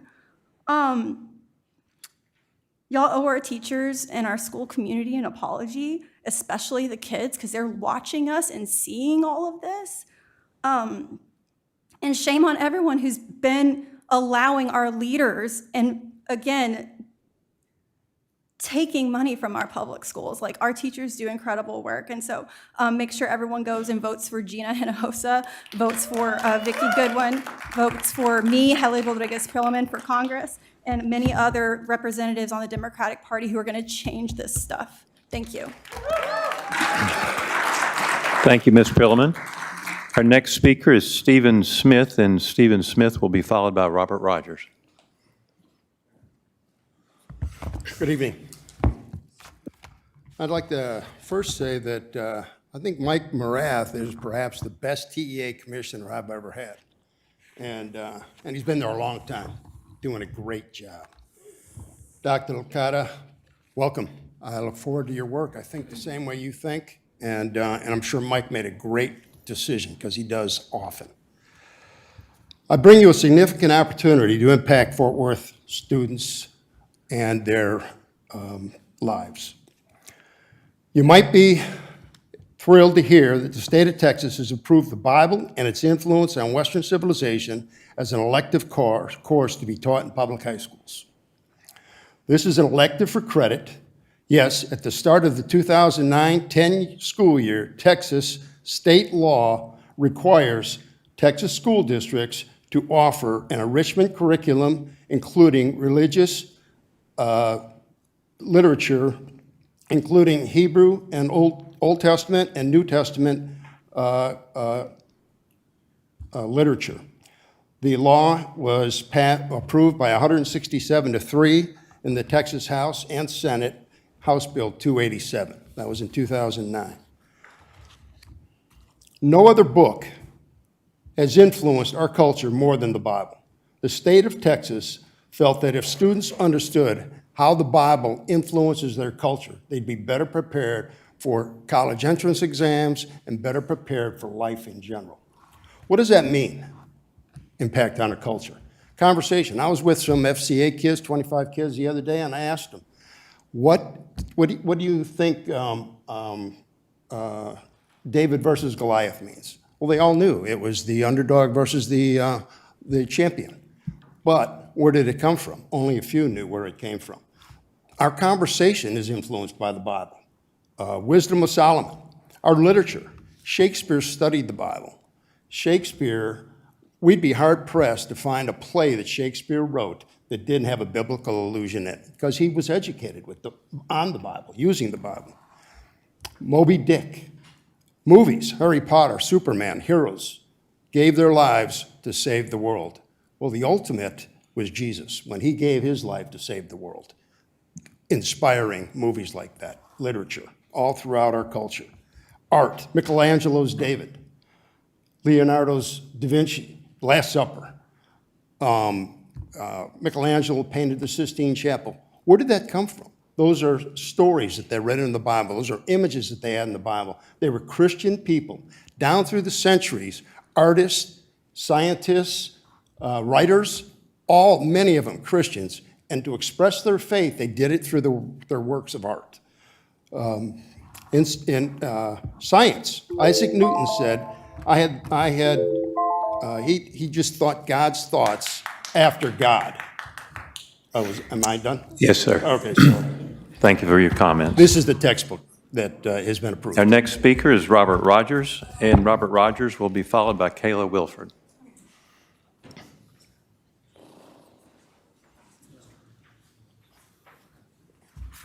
Good evening. At your first meeting as a board of managers, you committed to radical transparency. I have two recommendations to help ensure that families in this community have a clear and honest understanding of how well students are learning in each school. First, the state's A to F grading system is misleading. In elementary schools, 70% of a school's rating is based on whichever is higher, student achievement or school growth. As a result, schools can receive strong overall ratings even when students are not meeting academic standards. Last year, 4 Fort Worth ISD elementary schools received a B rating, even though their student achievement scores were F. That means families are being told that these schools are performing well when student learning outcomes tell a very different story. That is not transparency. When parents see a B rating, they reasonably believe that their child is learning at grade level. They are not thinking about growth formulas or accountability calculations. They want to know whether their child can read, write, or do math at grade level. They deserve a clear answer.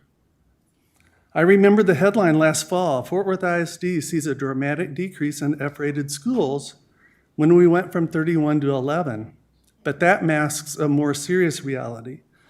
Last year, 38 elementary schools and 11 middle schools had an F in student achievement. So, managers, please require that the superintendent report publicly the student achievement grade for every school, not just the composite state rating. Second, we need transparency much earlier. There is currently no requirement to publicly report school-level reading and math outcomes until the end of third grade. But kindergarten through second grade are the years when students develop either strong foundational skills or fall significantly behind. Waiting until third grade to understand how well the system is teaching students is too late. Parents deserve to know every year whether their child's school is successfully teaching reading and math. So here's my second recommendation. Require public reporting of school-level reading and math results beginning in kindergarten. The assessments are already being administered, the data exists, it's simply not being shared publicly. This is not a radical request. It's the minimum level of honesty and transparency that this community should expect. Thank you. Thank you, Dr. Robert.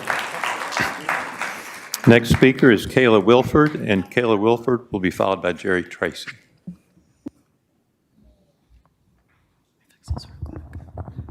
All right. Good evening. So I'm going to speak on the Bluebonnet. Personally, I don't think we should be proselytizing in schools. We already have so many churches in the area. Why do we need to do it in the school district? I mean, last time I checked, when missionaries knock on our door, we either have the decision to let them in or let them go. And I really don't think Fort Worth should be the missionaries. Like I said, there's so many streets on every corner. If a child really wants to, they can learn the Bible down the street. They don't need to learn it in the classroom because there's so many different ways. Especially Fort Worth is a melting pot of diverse culture. We don't need to just give them the Bible. There's so many different other religions. There's so many beautiful people in the city who don't need to just learn from the Bible. And last time I checked, the Bible, I don't know if you guys watched the news lately, but these people play around with the Bible and throw this stuff around, and it gets violent, it gets ugly. So showing them the Bible is probably the worst thing you can do, and we have so many other great books to teach students.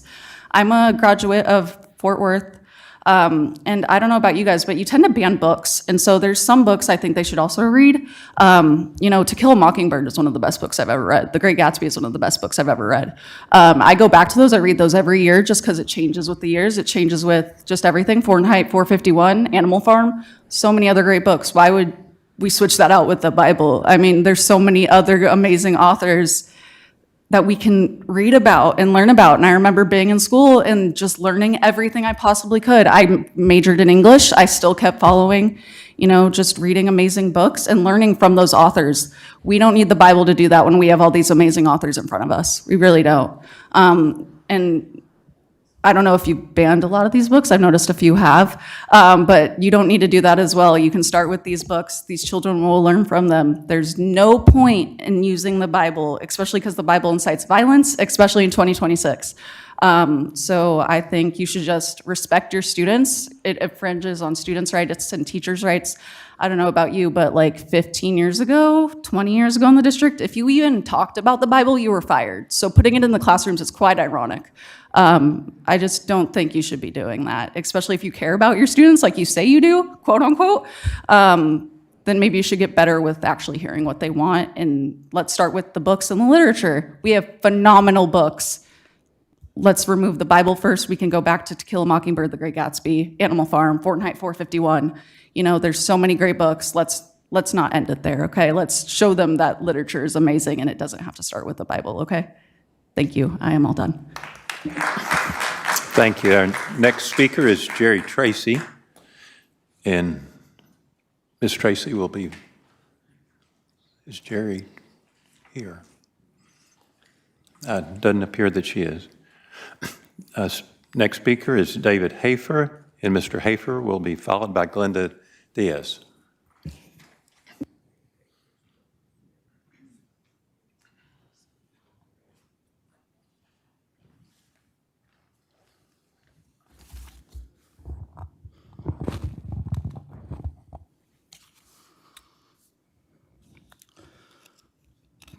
I was disappointed 2 weeks ago when you unanimously voted to close the INA. But I was also disappointed in the way it was done. I believe that in most decisions, the process is as important as its result. The way this was done reminded me of events last year as Elon Musk and the reckless gang he called the Department of Government Efficiency, or DOGE, wreaked havoc on many federal government agencies and left chaos in its wake. I see Mike Morath and Dr. Licata taking the same approach as DOGE, embracing the Silicon Valley ethos of move fast and break things. A school district must take a more measured approach because the consequences of getting it wrong are not felt in a boardroom. They are felt by the people that exist to serve. At the last meeting, I asked you to deliberate in open session and state why you support these drastic actions. When the item came up, Mr. Prelow didn't even state the motion concerning what you were doing. He offered only 2 words, "so moved." Then Ms. Berdeja offered comments that affirmed many points made in the public comments. She said, quote, "targeted support for immigrants is crucial, and so is ensuring that they have the opportunities to integrate into the broader community," unquote. She also said, quote, "these children matter. I'm incredibly pleased that they know they matter," unquote. But how could they know that after the callous and cruel actions of closing the school that prepares them to integrate into the broader community? But alas, Ms. Berdeja offered no rationale of how closing INA will improve their outcomes. Many asked, what's Dr. Licata's plan? Maybe he has a concept of a plan. We have no idea yet of the damage that will be done by these rapid and capricious actions to DOGE the school district's taking. How many great teachers are they driving out right now with the scripted lessons and rigid restrictions on classroom environments that are leaving a workforce devalued, demoralized, and dispirited at best? How many will be left a year from now? It's very clear to me that all of you are following Mike Morath's script. Come in, say little or nothing, press the yes button, and leave. And Mr. Ruskowski, the enforcer, is sitting over there to make sure you don't veer off the script. After the damage is done and he has collected his big fee, frequent flyer miles, and hotel rewards points, he will be gone just like Elon Musk and the Doge bros. Dr. Licata will be gone unless the script calls for you to give him a contract tonight that extends beyond the takeover period, which is not in your purview, but you and I will still be here, and so will the students and their families, and I hope that some of our great teachers are still here. Thank you, Mr. Hafer. Our next speaker is Glenda Diaz, and she will be followed by Michelle Penman. Good evening. My name is Glenda Diaz, part of Tango, McLean, and Pascal Pyramid. I want to speak tonight about change management and the importance of trusting our teachers to do what they do best, teach. Change management is not simply making changes for the sake of change. Effective change management means understanding the people affected, listening to those closest to the work, evaluating what is and is not working, and making thoughtful adjustments and improve outcomes without damaging morale.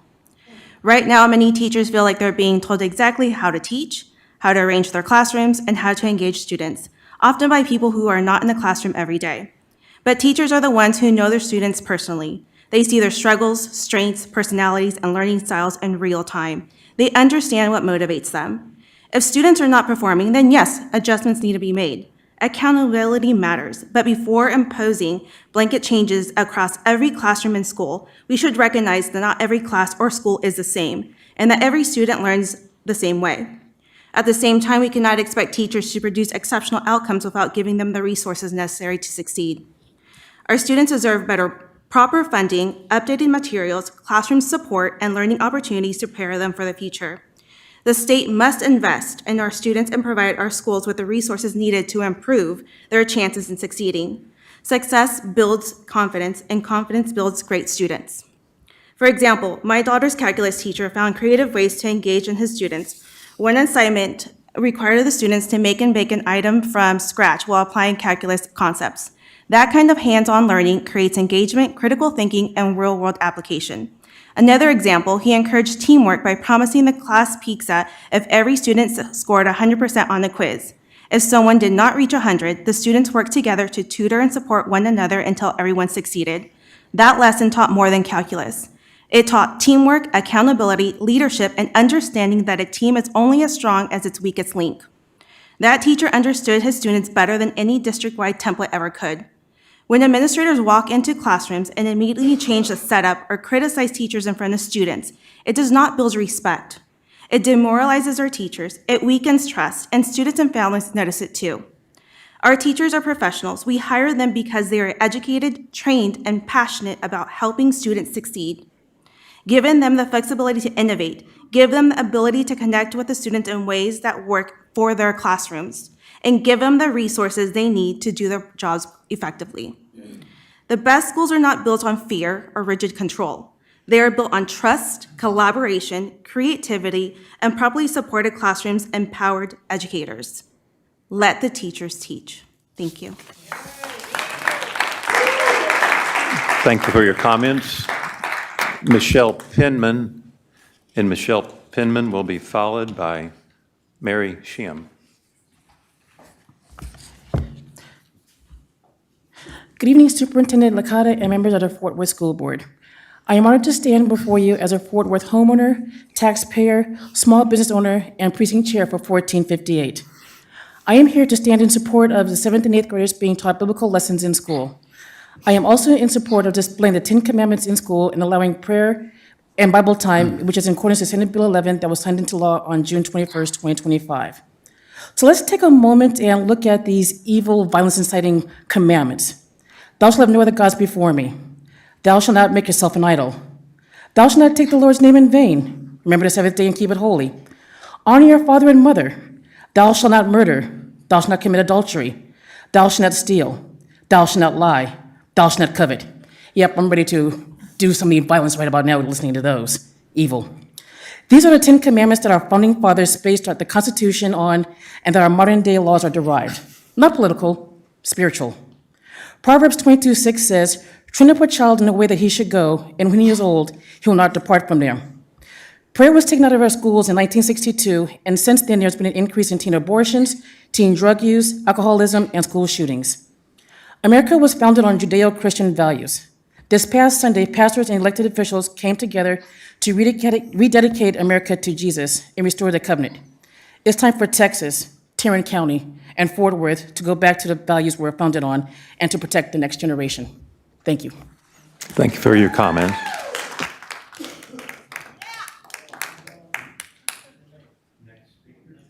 Mary Shim, and she will be followed by Fidencio Medellin, or Medellin, I apologize. Okay. Good evening, and thank you for your time and your service to our community, which tonight involves a lot of listening. I want to speak tonight against the adoption of Christian scripture in our curriculum. And I want to start with something that I think most of us can agree on. Faith matters. Faith matters a lot, and it matters a lot to many of the families in this room, regardless of the words that we are saying. But public schools are not where faith is formed, nor should it be where faith is examined, academically or otherwise.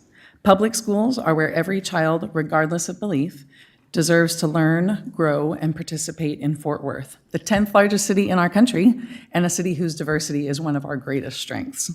And that's what's at stake tonight, not just one language arts curriculum, but the future of our city. You are being asked to adopt a curriculum tied to a financial incentive per student. But this decision should not be based on funding, because the moment you accept money tied to a curriculum that emphasizes one religious tradition, you are no longer making an academic choice. You are making a values-based decision that erodes trust in our public education system. The Fort Worth ISD schools do not belong to one faith. They do not belong to the board members. They belong to all the families and every citizen of Fort Worth. Let's be clear about the law that's been brought up a lot tonight. Texas already requires students to learn about religious literature and its role in history and culture. And it also requires that that instruction be neutral. Fort Worth ISD is already meeting those standards. We do not need to adopt the Bluebonnet curriculum to follow Texas law. When young students see one religion woven consistently into their lessons, it doesn't feel like neutral academic study. It feels like state endorsement. And even if that is not the intent, the impact is real, especially for families who don't share that belief system, but do share the belief that the great American dream is rooted in public education for all. There is a basic question we must ask. Is this clearly the best material for our students to meet the state standards? This curriculum, the Bluebonnet curriculum, has already required more than 4,000 corrections and updates, as reported by our own State Board of Education, not by some wackadoo liberal media. If we are placing something in front of every child in this district, the standards should be simple. Is it accurate? Is it reliable? Is it the best we can offer? And if there is doubt, we should pause. I'm asking to pause.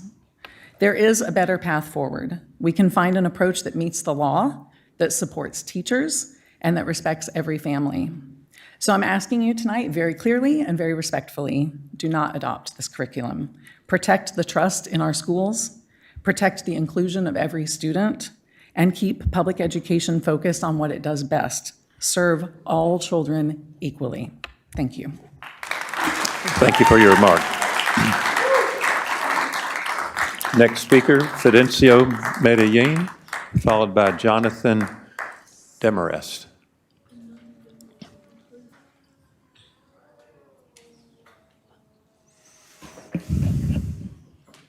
Does this come off? Yeah. I can. Do you want the handhold? Yes. Good evening, school board members. Thank you for hearing me out.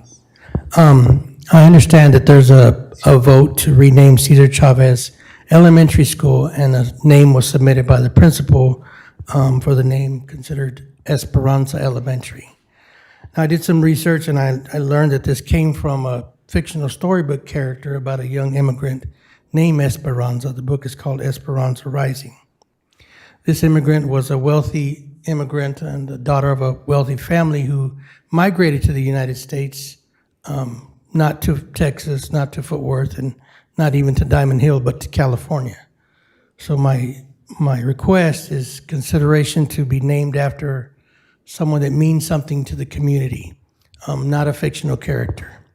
My brother, Corporal Jesus Martin Antonio Medellin, was not a fictional character. He was a proud resident of Diamond Hill. He went to elementary school there. He played football. He played middle school. And when he graduated, he joined the U.S. Marine Corps. And on April 7, 2003, he paid the ultimate sacrifice and gave his life for this country and what he believes in. And I think that naming the school after someone like that, or even Mr. Rios over here, who I met this evening, these are not fictional people. These are real members of the community of Diamond Hill. And the name of the school should mean something to the students. When they walk through the halls, they should be able to ask where the school name came from and being tied to the community. I understand there was an agenda and dates and timelines of meetings that were probably shared with the students and parents of that elementary school, but it was not shared with the community, so we were not able to provide any type of input. So I ask that, I'm here opposing naming the school Esperanza Elementary. And if you don't consider naming it after my brother, then you would consider naming it after someone who is from the community of Diamond Hill and represents what Diamond Hill is all about. Thank you very much for listening to me this evening. Y'all have a good night. Thank you for your comment. Jonathan Demarest, did I pronounce it correctly? Followed by Nelsie Cardenas. Members of the board, let's call this for what it is and what it is not. This is not local control. This is not Fort Worth choosing a new path for Fort Worth schools. This is the state of Texas removing power from Fort Worth voters and handing it to an unelected, illegitimate board. For such a conservative state, I have to ask, what exactly is so conservative about that? What is conservative about Austin taking over a local school district? What is conservative about replacing elected officials with appointees? What is conservative about telling parents, teachers, and taxpayers that their voices matter, right up until the state decides that they don't? I keep hearing this word, accountability, but accountability to whom? Not to voters, not to parents, not to teachers, not to the communities whose schools are being closed, cut, and restructured. That is not accountability. That is state control. And let's be clear, our teachers did not create this crisis. Many of them are the only reason the system has held together at all. When children need help, the answer should be more support, not less. More stability, not disruption. More investment, not punishment. Instead, we are watching the state turn educational inequality into a permission slip for takeover. Students learning English, disabled students, immigrant students, working class students, and children carrying trauma are measured by systems that flatten their lives into scores. Then the state points to those scores and says, see, this community cannot govern itself. That is manufactured failure.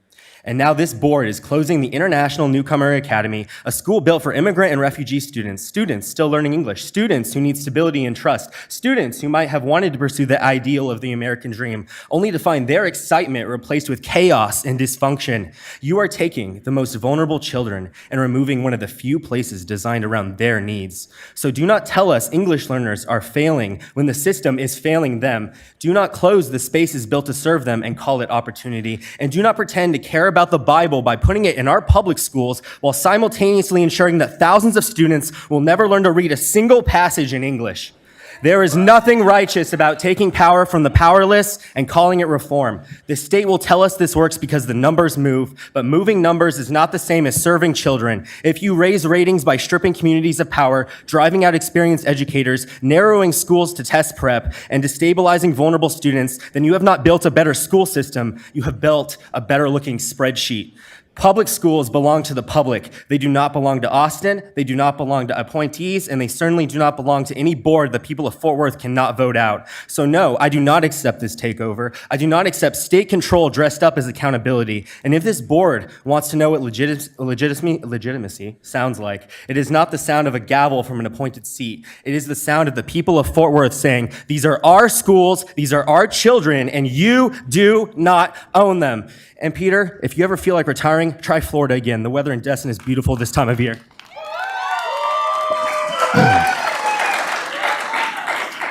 Thank you for your comments. Our next speaker is Nelsie Cardenas, and she'll be followed by Tanner Little. Good evening. In 2018, the U.S. Department of Education investigated TEA and found that TEA violated federal special education law again. The investigation revealed that TEA illegally capped special education enrollment to 8.5%, and that students with disabilities in Texas did not receive an adequate level of state spending for their special education services. In 2016 to 2017, that equaled $41.6 million of funds not provided to special education. We are still experiencing the effects of years of underfunding and TEA's bad policies. So if you expect us to trust you, we don't. As representatives of TEA, is your plan to once again cap special education services in some way?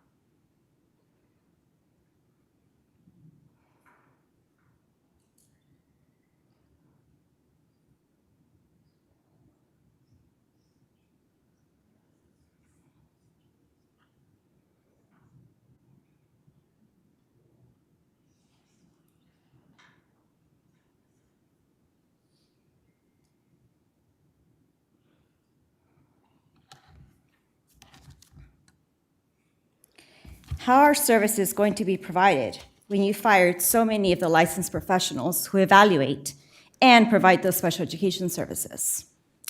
You have been talking about the amazing fairs, hiring fairs, and how many teachers we will need and only will need less than last year. Well, we have less teacher placements than last year, so I would expect that there would be less not filled. But you haven't talked about the specifics. You fired a ton of speech pathologists, assistants and speech pathologists, occupational therapists, licensed professional psychologist, and the list goes on as far as special ed. I have yet to hear anyone say the numbers of people you have hired to replace those people you fired.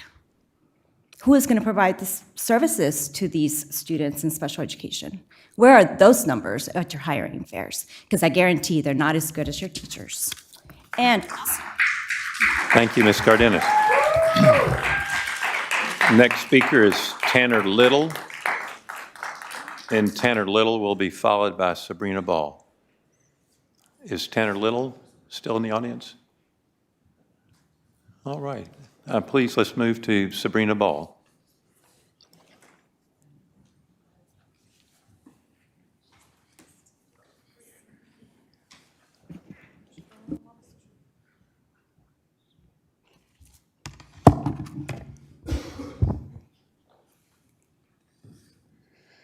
Tonight, I'd like to speak to the board and remind you of your unique position. Between Houston, Fort Worth, Lake Worth, and Beaumont, there are 30 of you, 30 unelected people who technically have the power of our elected boards, 30 people who should be serving as guardrails for this occupation. These last few weeks, I've thought, what if I was on the board? What questions would I ask myself?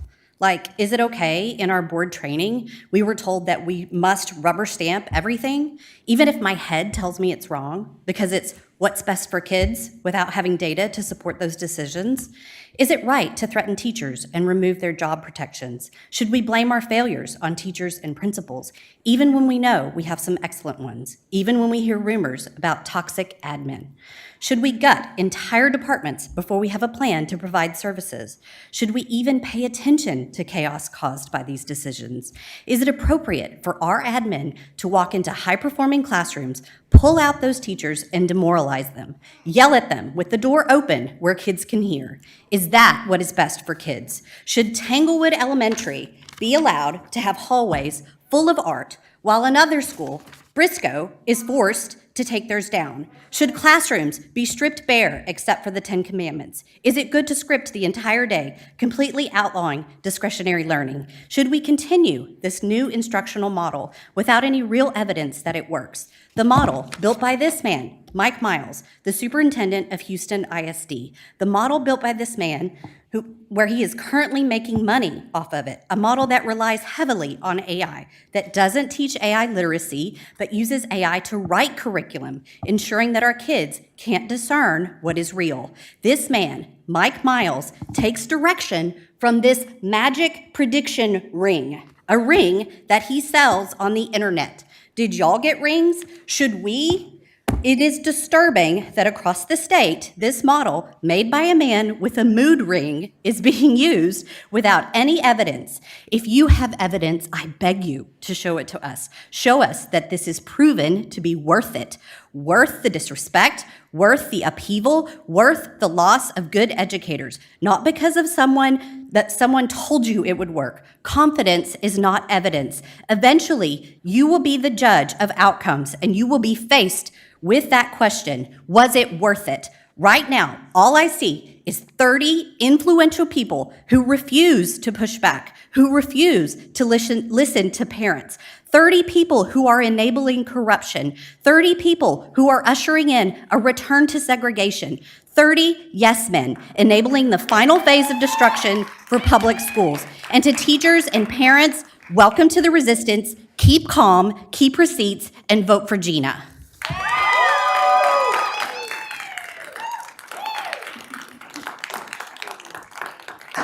Ms. Ball is followed by Rachel Davis, and Rachel Davis will be followed by Elena Montalvo.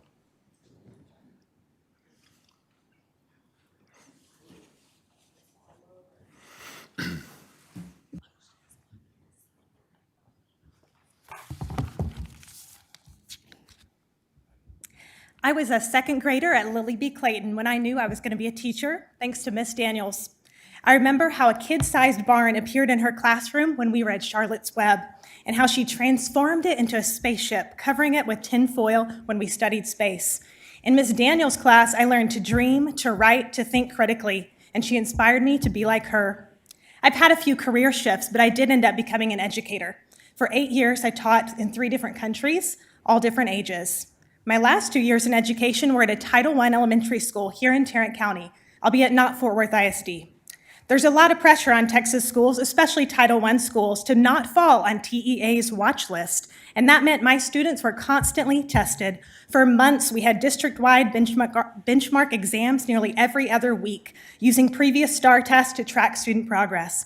We then sat in meetings as our results were compared with other teachers across the district.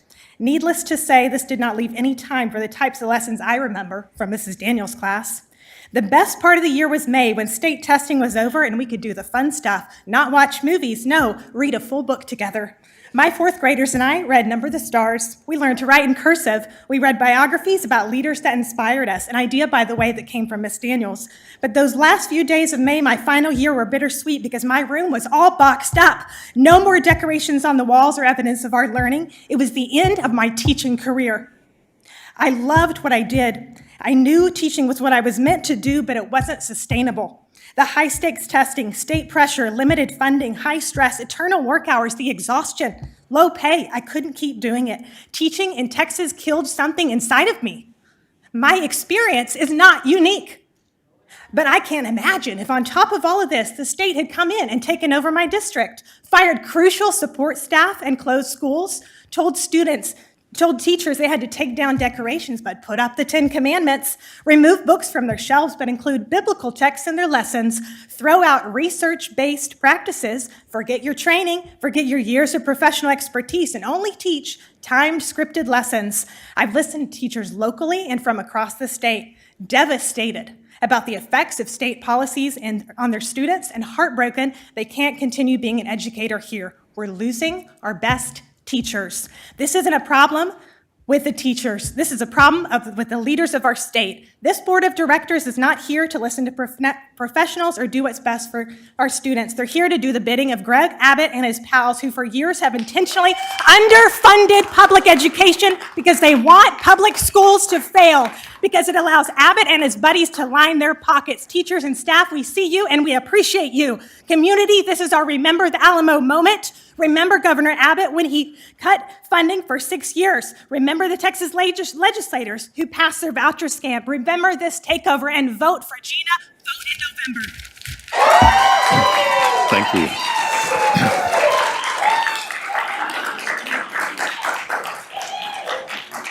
Our next speaker is Elena Montalvo, and Ms. Montalvo will be followed by David Rodriguez.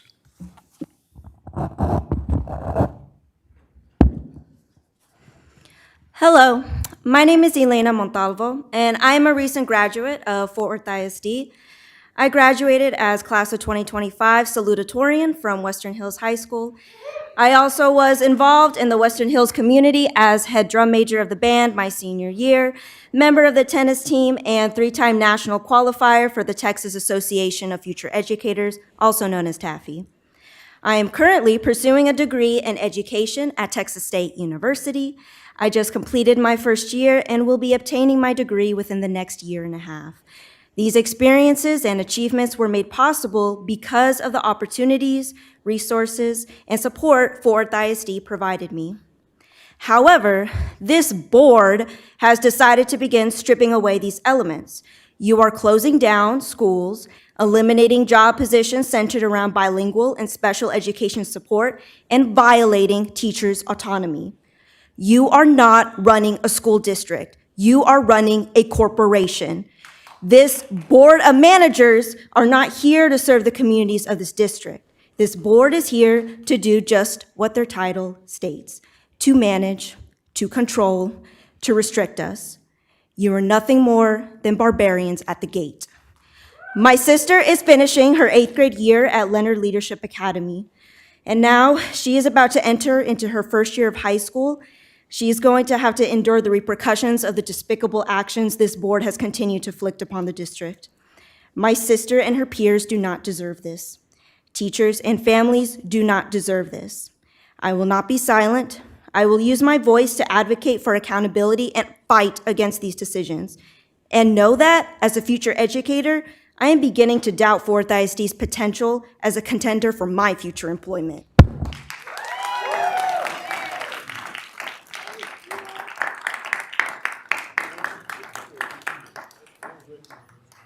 David Rodriguez, and Mr. Rodriguez will be followed by Carlos Silva.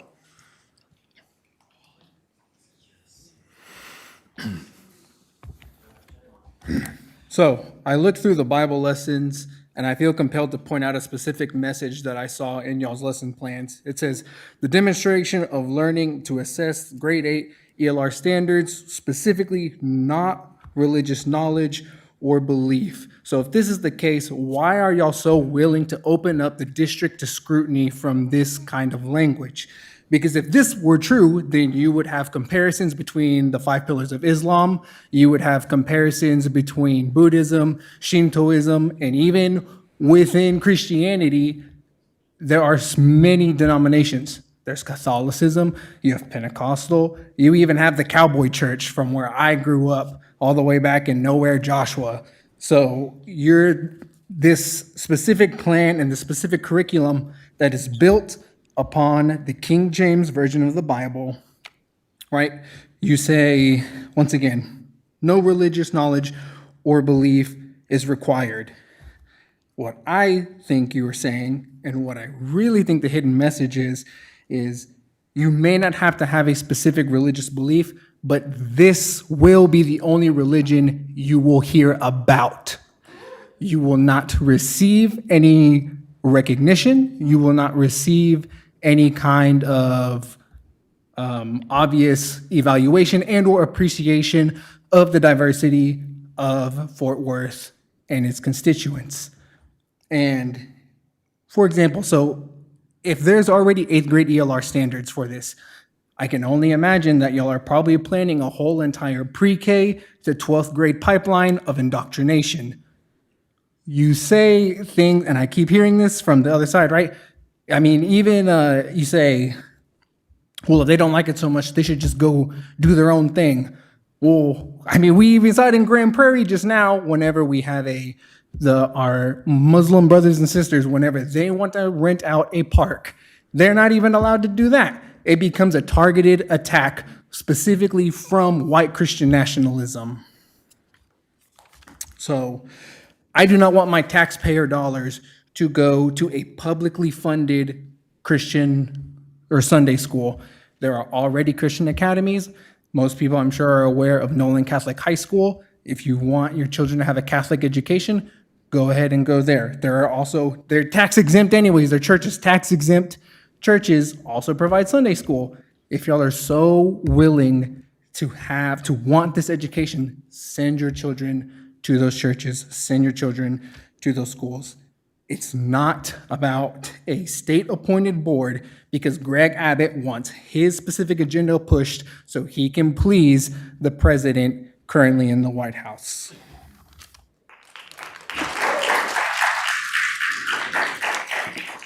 Thank you, Mr. Rodriguez. Our next speaker, Carlos Silva, and Mr. Silva will be followed by Bailey Aldridge.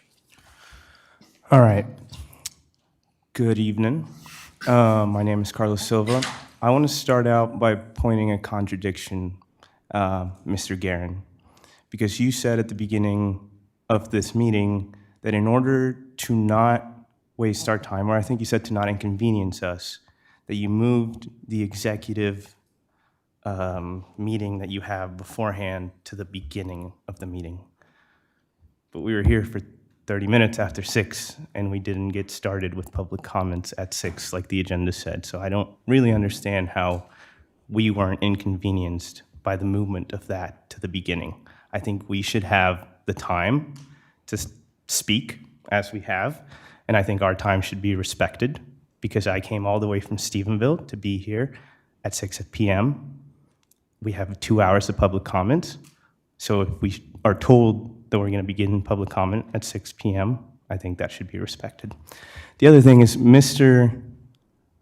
Adi, again, in the interest of calling out just something that felt off, that story that you told about the school, I have never been in a classroom that has shown that kind of enthusiasm.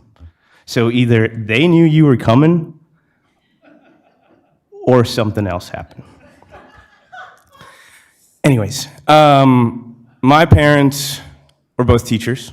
They both came from Mexico. I am from Mexico. I know what it means to be a public school teacher because I went to public school. My parents were public school teachers. They're still in the public, in Dallas ISD. So this is my first time talking to y'all. Can I get a show of hands of who has taught in a public school for more than 4 years in this board?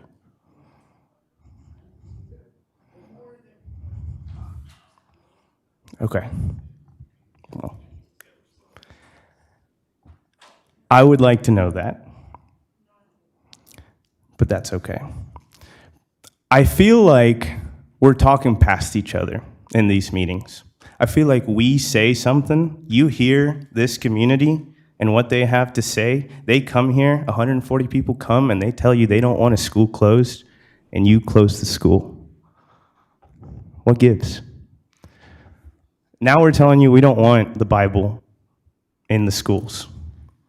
We need y'all to listen. This matters. This is about values. This is about the value that this country was founded on, that people were free to worship and to practice the faith that they want, not the one the state wants. Thank you. Thank you, Mr. Silva. Our next speaker is Bailey Aldridge, and Bailey Aldridge will be followed by Deanna Deardorff. Hello, board. So frankly, I opened your agenda by complete fluke. So I'm a writer, and I opened your novel budget, and I was thrilled to see The Usual Suspects, and I saw about $813,000, and I thought, whoa, but you know, we serve a lot of students here in Fort Worth ISD. But then I saw that we have 3,300 copies of Mice and Men, but they're $11 a pop, and I thought, whoa, that's a lot of money for this, what's basically a novella. So then I got on good old-fashioned Google.com, and I Googled, you know, bulk academic book, something to the effect. And the first thing that popped up was bulkbookstore.com. And I put in the ISBN 3300, and sure enough, it popped up, and it was $6.63 a copy. So then I went through your entire syllabus, every single book that you guys are ordering, okay? And I got a quote for $515,323, okay? You guys have a consent agenda tonight after we're all done yapping that you guys were just gonna yay or nay and just wave through. You have it buried in your consent agenda, a bunch of things. That is a $300,000 difference. I know that Fort Worth ISD sucks at math, but that is $300,000. I think that every single person in this room can come up with something that is academically critical to do with that $300,000. And you know what it says? That there is there was a critical, there was a solicitation for an RFP. Who is above 800K? I mean, I got on there and that was the first thing on Google. This is the most low bar situation. I don't have kids. I accidentally clicked on this agenda and here I am and I'm exhausted. I'd rather be tucking my nieces and nephews into bed and doing my real job. What are you guys doing? You literally have one job. Why are we blowing 300K? What is even going on? So I'm asking you guys to remove and reevaluate this consent agenda item D. It is completely unacceptable for you guys to vote it in as is. And I'm really hoping that this is an egregious one-off oversight. Like I said, I am a writer, I'm an editor. I really don't want to be out here reading your fine print and having to come in here once a month and yap at you about some kind of weird budget oversight, because this is my tax dollars, even though I don't have children, and I'm tired. Thank you, Ms. Aldridge. Next speaker is Deanna Deerdorf, and Ms. Deerdorf will be followed by Stephanie McCartney.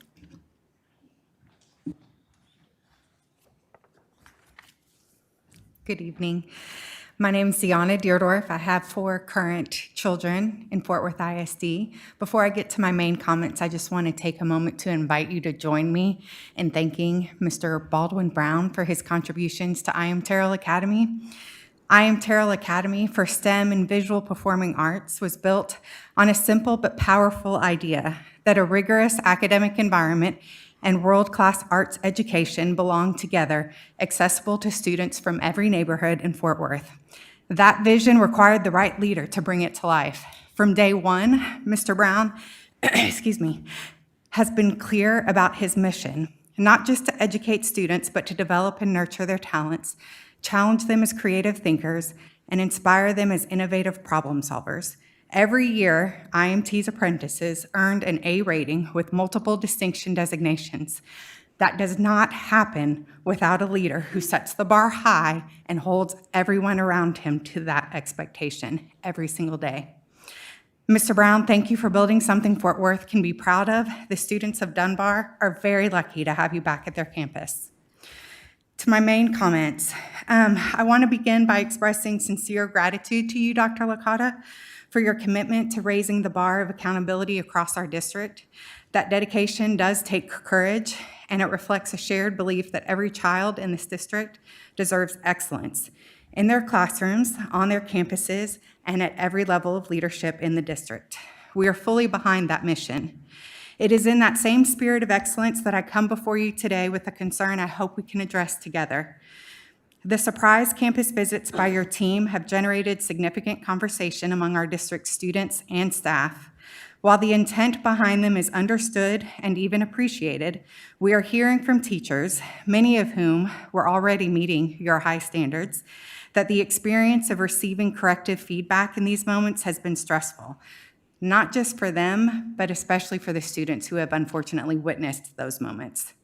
What troubles us most is this: we are at risk of losing some of our best educators, teachers who are committed, talented, and aligned with your vision for excellence and accountability, but who feel that the manner in which feedback is being delivered does not reflect the respect that they have worked hard to earn over the years.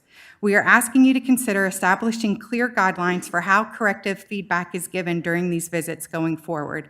Standards that protect student learning time, ensure privacy, allow for active listening, and foster respectful two-way communication. Accountability and dignity are not in opposition. In fact, the strongest cultures of excellence are built on both. Thank you for your time, and thank you for your efforts to improve our district. Thank you, Ms. Deerdorf. Our next speaker is Stephanie McCartney, and Ms. McCartney will be followed by Nydia Cardenas.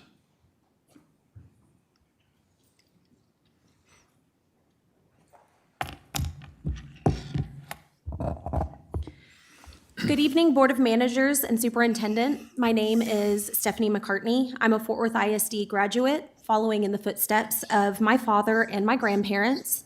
My sons are continuing the family tradition as they are rising seniors at Paschal. Last session, this not freely nor fairly elected Board of Managers voted to close INA and to cut all part-time speech, PT, OT, and bilingual assistance to the detriment of students. You didn't listen to the nearly 140 parents, educators, and community members who came and gave thoughtful and well-researched opposition. You made your decision before hearing from the community at large, and you should all be ashamed of yourselves. Y'all cited budgetary concerns as the main motivator for doing so. However, we are paying the superintendent appointed by Morath and Abbott $1,384.62 daily to assist in dismantling Fort Worth ISD's public education. In addition to the almost $1,400 daily rate, we also paid him a flat $25,000 fee for moving, taxes, rentals, and other sundries, according to the Fort Worth report. This man doesn't even hold a license to be a superintendent in the state of Texas. How much longer will the citizens of Fort Worth be footing this bill? How much longer will he be paid to not be licensed to hold this position? Moving on, each day I wake up wondering what fresh hell I'm going to see on the news about the state of education in the state of Texas. Most recently was Houston ISD's decision to centralize special education. Since the state takeover of Fort Worth ISD, y'all have been following Morath and Miles's playbook to a T, and I vividly see this coming down the pike for us. Let me be clear. This is a violation of Section 504's least restrictive environment. If you aren't already familiar with 504 and what all it entails, you best educate yourselves and quickly, lest you get that district into unnecessary and expensive litigation that will ultimately fail and the taxpayers will have to foot. Special education students are federally entitled to a free and appropriate public education in the least restrictive environment. Taking that away from them isn't just illegal, it is ethically and morally reprehensible. My son Logan and thousands of other special education students just like him benefit from being in community with their peers, all of their peers, not just the disabled community. Parents and community members, early voting for the primaries opened this week. Get out and vote now, and vote for Gina Hinojosa in November to end this hostile takeover of our Fort Worth ISD. Thank you.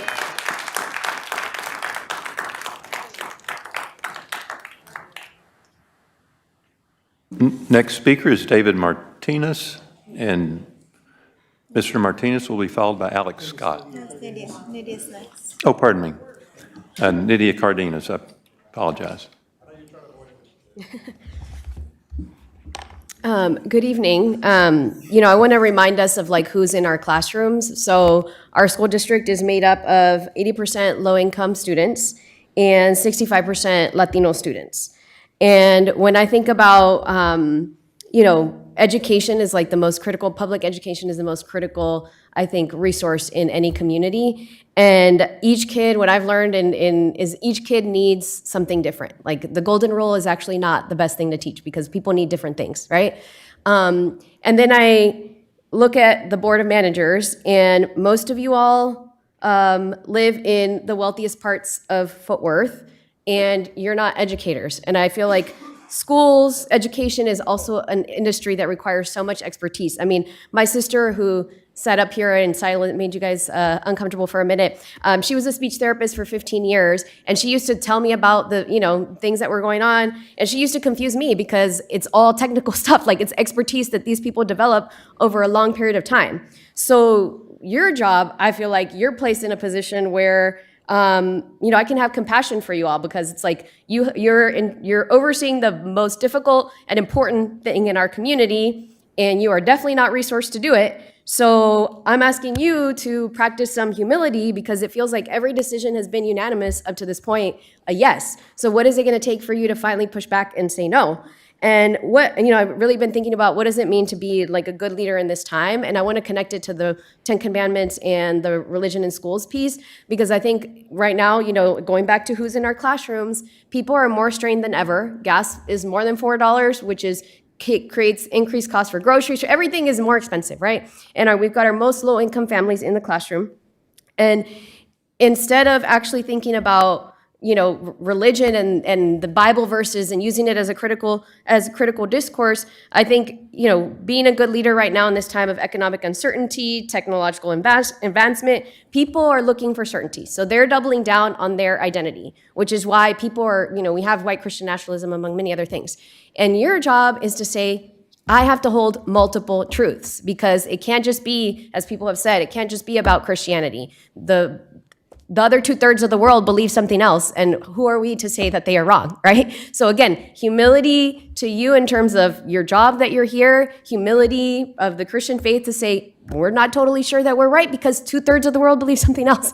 And that's okay. It doesn't mean you have to change what you believe. And so I think my invitation to you all is what is being a good leader in this time? And you do have a very, very difficult job. And I just invite you to practice some humility, to listen to the people who are actually in the community, who are in the classrooms, the experts, ask them questions, and ask questions of the people who were sent here as experts, because we know there's an agenda coming down from the state. We know our public schools are under attack. So humility, ask a lot of questions. Thank you. Thank you, Ms. Cardenas. Next speaker is David Martinez, and David Martinez will be followed by Alex Scott.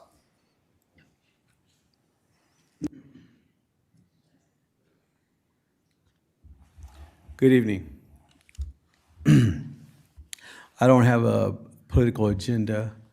I am not here to tell anybody how to be a teacher or anything like that, but I want to bring up a situation that's going on right now. And as we all know, some of the people here are politically motivated here to campaign for their Gina Hinojosa. That's who they're here to vote for. And they're using this as a way of getting voters, which, you know, I'm American. I believe everybody has a right to vote for who they want to vote for. But I want everybody to know, because they go back on the internet and they post these videos and they influence people. I'm not saying that those terrorist threats that were at the schools are happening because some things they're saying, but they're bringing the temperature up. And some of the things they're saying, like when I hear the word bloodbath come from one of the people that spoke here tonight, and it goes on the internet and it gets thousands of views. And then next thing you know, these kids go out there and say, look, this is what they're doing to us, this and that. And they become triggered. And these things are going to affect these kids. And that's what I'm against. I'm against this violence. I'm also want to bring up also the things about the ESL. Just a little thing to let y'all know something. I'm Native American. I'm not Mexican. So they put me in ESL. I don't even speak Spanish. But my grandparents thought, because they adopted me, they had thought, well, maybe he's speaking the tribal languages or something like that there. And they said, no, he's not. It's just that it's Spanish. He goes, well, he don't even speak Spanish. Well, they said, well, he can't read. And they said he had problems reading. So he thought I was dyslexic. So in those days, in the 80s, in the 70s and 80s, you got put with mentally ill people, kids, the students. And they didn't have a nice term that they had, like special needs. They had a different term for me. And they put me in a classroom where I ended up having to get beat up. So I ended up having to join a gang to protect myself. So these are the consequences of things that happened. Turns out I had ocular problems. Once they got that fixed, I won the spelling bee. So I got skipped up three classes after that. I ended up excelling, and I thought, man, this is what's happening to a lot of other kids. Then I ended up later on, I grew up like naive as a kid, and you gotta remember, I come from a mixed family. And so like everybody, black, white, brown, all of us in the same family. So it's like, okay, so I didn't know about racism. I was raised with love. And so when I grew up, I said, well, dang. Then I find out it was other kids that I was in class with, same thing happened to them. And I was like, and I found out it was racism. They put us in those schools, it was segregation. That's what it was for. They used the ESL to segregate us from white classes, okay? And I was bring up another thing, a point. We have the Fort ISD watchdog. Like, who is that person? I don't know, but to defend, sorry, thank you. Thank you for your comment. Alex Scott, and Alex Scott will be followed by Krista Herbe. And if you find out who that Fort Worth watchdog is, I wish you'd tell everybody.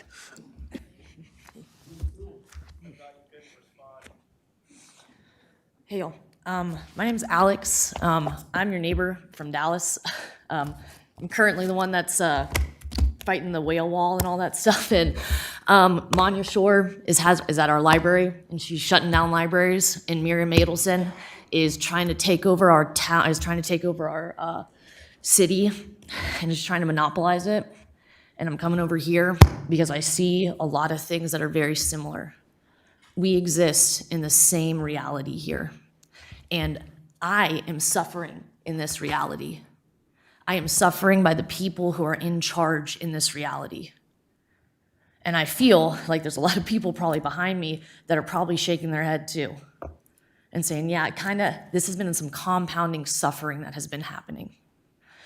And the reason why I'm up here today and to talk to y'all is because I am a strong believer in my faith. This is my first Bible. This is my only Bible. I've had it since 2002. My car got stolen about 6 months ago, and it had this in here. And if you've ever been to Dallas, you know when your car gets stolen, you're never gonna get it back, right? but I got it back. And nothing was ever stolen out of my car. And it was 2 weeks later, and it was found just in a ditch. And the thing is, though, well, the reason why I say this is because I did not grow up in a school that had religion in it. I went to private school. I'm not a product of public school. But I found this by myself. And I have these journals that are packed full, like this tall. I never had someone teach me the Bible. I went out and found this myself. When you read the Bible, you'll notice that Jesus never wanted to be around the people, right? Whenever he would come down from the mountain, he would say, oh, hey, don't tell them that I'm here, right? And he would go off and he'd go find other people. And he'd always be around the kids, right? Because the kids always have an insatiable desire to learn more. They find the Spirit, they know where it is. When people saw that Jesus walked on water, he was actually just playing in the sand, like in the water with the kids. But because it was the sun rising over, they couldn't see. It was like a mirage pretty much right there. But that's how wonderful it is, because you get to create this by yourself. You get to have this by yourself. This is intimacy. This is a one-on-one relationship. You won't let your teachers have conversations about sex. You won't have your teachers have conversations about gender, but you're gonna allow your teachers to have one of the most intimate relationships that you should probably be teaching your children, and you're restricting it to a school. So now they have to decide between religion and the academics, when in reality, religion should be outside of school and should be expressed in that side. And school should be about education and teaching them so that way they can find this for themselves. Anyways, thank you. Thank you for your comments. Krista Urbig. And Ms. Urbig will be followed by E.J. Carrion. Good evening. My name is Krista Irby, and I'm a parent at Daggett Montessori. First, I want to acknowledge that I understand the seriousness of the geotechnical findings at Daggett Montessori and why the district determined relocation was necessary. I appreciate the work that has gone into trying to find a solution under difficult circumstances. However, I do have concerns about whether moving Daggett Montessori into De Zavala truly represents the strongest long-term investment for the Montessori program and for district bond dollars. Daggett Montessori currently serves over 540 students and is already operating above its listed capacity. The campus itself is approximately 83,000 square feet, while De Zavala is substantially smaller at approximately 53,000 square feet, and was itself previously being considered for closure due to facility condition concerns before Daggett Montessori's engineering findings accelerated this process. Tonight's agenda item would authorize an additional architectural and engineering contract of up to $2.75 million for the relocation project. Families are also hearing preliminary renovation estimates around $13 million for De Zavala. As we all know, renovation costs for buildings originally constructed in the 1920s can increase significantly as projects move forward. And my concern is whether we may still face substantial additional capital needs in the relatively near future simply due to the ongoing realities of maintaining and modernizing a building of that age. During my own research, I came across the former Chapel Hill Academy Lena Pope campus, which is not currently owned by Fort Worth ISD, but is a substantially newer former pre-K to 8 facility, much closer in size to Daggett Montessori's current footprint.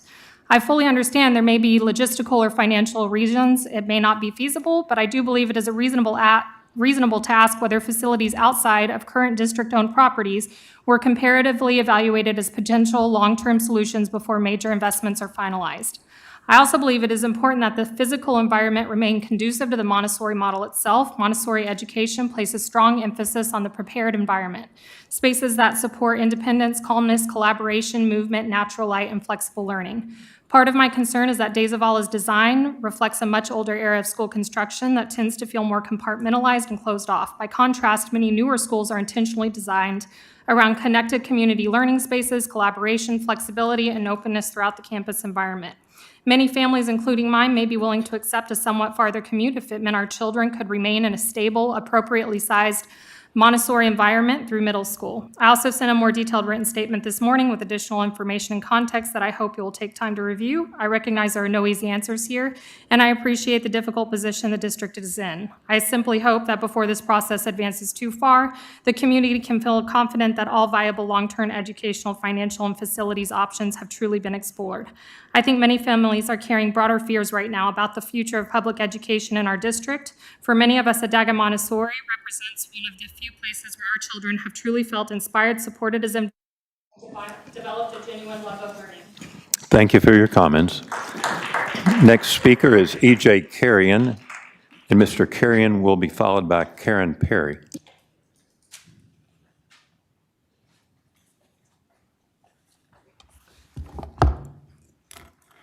A year ago, Fort Worth was fighting to protect the Diversity, Equity, and Inclusion Department due to a federal force mandate by Donald Trump saying that if cities did not eliminate their DEI programs, they have the fear of losing federal funding.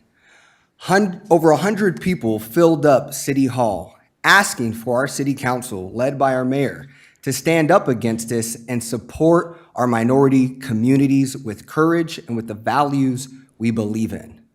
Unfortunately, led by Mayor Mattie Parker, the city council voted with Donald Trump rather than the people.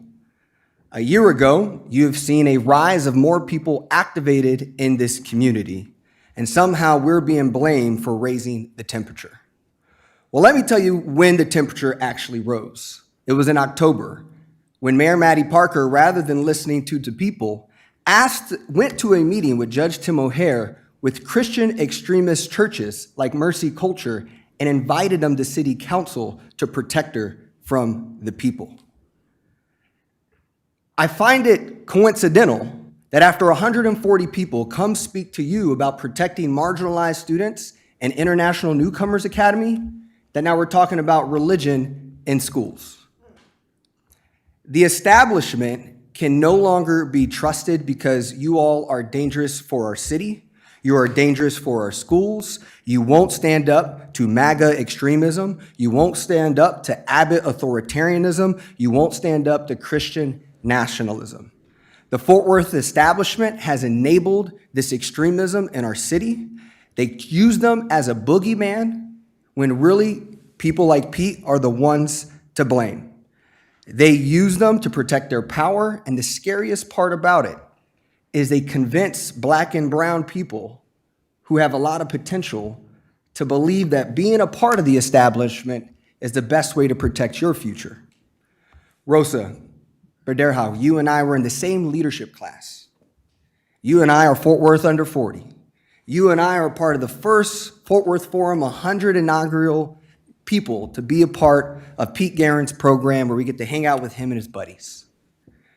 Black and brown people think that what we have to do is join the establishment to protect our future, and maybe that's how you protect our future. But what we learned from Leadership Fort Worth is that it's people like you and I who actually need to exhaust our privilege to stand up against white supremacy.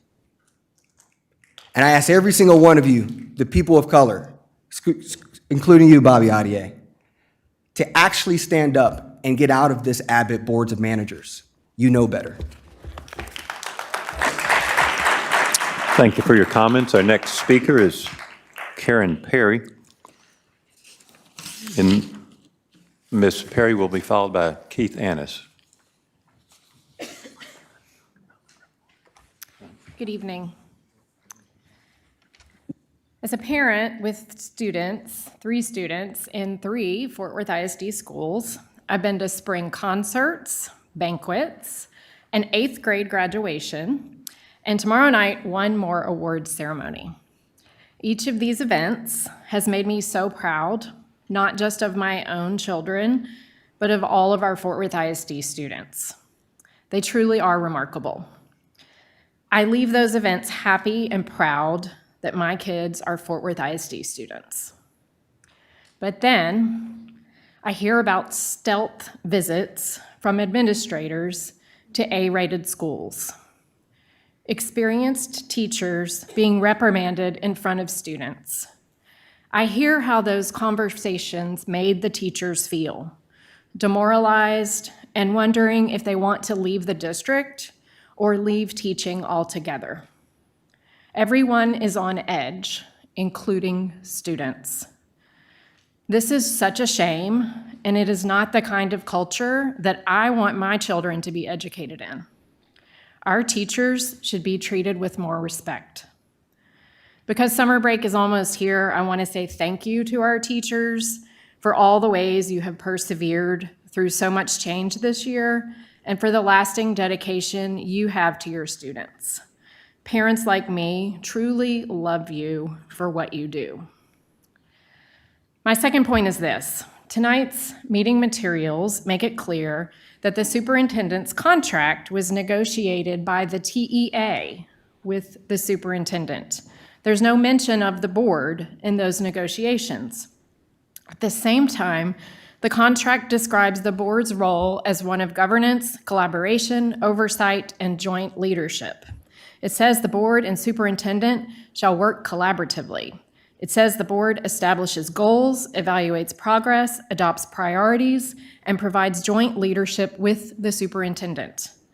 Board members, I want to respectfully ask you tonight to lean into that. Go beyond the mandate that you support the superintendent and annually evaluate his leadership. Our community needs a board that leads year-round, not a board that micromanages operations. That's not what I'm asking. Not a board that interferes with administration, but a board that asks hard questions, monitors progress, and exercises independent judgment on behalf of this community. The contract that you're surely going to approve tonight repeatedly refers to joint leadership with Dr. Licata. I am asking you to embrace that responsibility fully and visibly. Thank you. Thank you, Ms. Perry. Next speaker is Keith Annis, and he will be followed by Norma Garcia Lopez.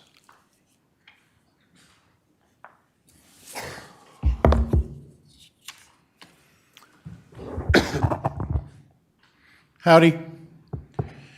I have a child at I Am Terrell School, and I asked her pretty explicitly what happened on the most recent visit.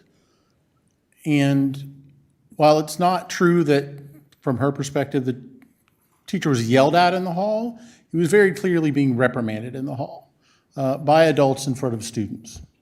That is in no way a professional interaction, and it is, in my view, unacceptable. Having said that, I'd like to get back to the reason I'm always here. I just have some questions. Anyone up there is welcome to answer them. I submitted them in writing today with my phone number. Anyone up here is welcome to respond via email or with a phone call. Please do. First, is there any scenario in this turnaround plan that ends with Fort Worth ISD becoming a charter-run or privately managed district? 2, what specific, measurable, and unamendable benchmarks must be met for local control to be restored to an elected board? And who has the authority to declare those conditions met? Third, do you intend to expand to charter schools inside Fort Worth ISD district boundaries as part of this turnaround, or is your plan strictly to strengthen district-run schools? Fourth, who ultimately decides the final governance structure of Fort Worth ISD and the fate of its public assets? District administration, Commissioner Morath, or Governor Abbott? And what is the specific mechanism by which this community has a meaningful voice in that decision? I do appreciate that there's going to be a meeting tomorrow night. Hopefully people listen to the people who are talking there. Heretofore, that hasn't happened, except for in the school renaming. I will give you credit for that. Fifth, what specific guardrails will you advocate for to prevent neighborhood schools from being further destabilized during this turnaround? And is that commitment anywhere in writing? And I've added one. Does the term student outcomes only relate to testing results? You may have noticed that I've been reading these. I really hope I don't have to keep asking them to the point that I've memorized them all. But that is up to you. Thank you so much for your time this evening. Have a wonderful day. Thank you, Mr. Annis. Next speaker is Norma Garcia Lopez, and she will be followed by Alexander Montalvo.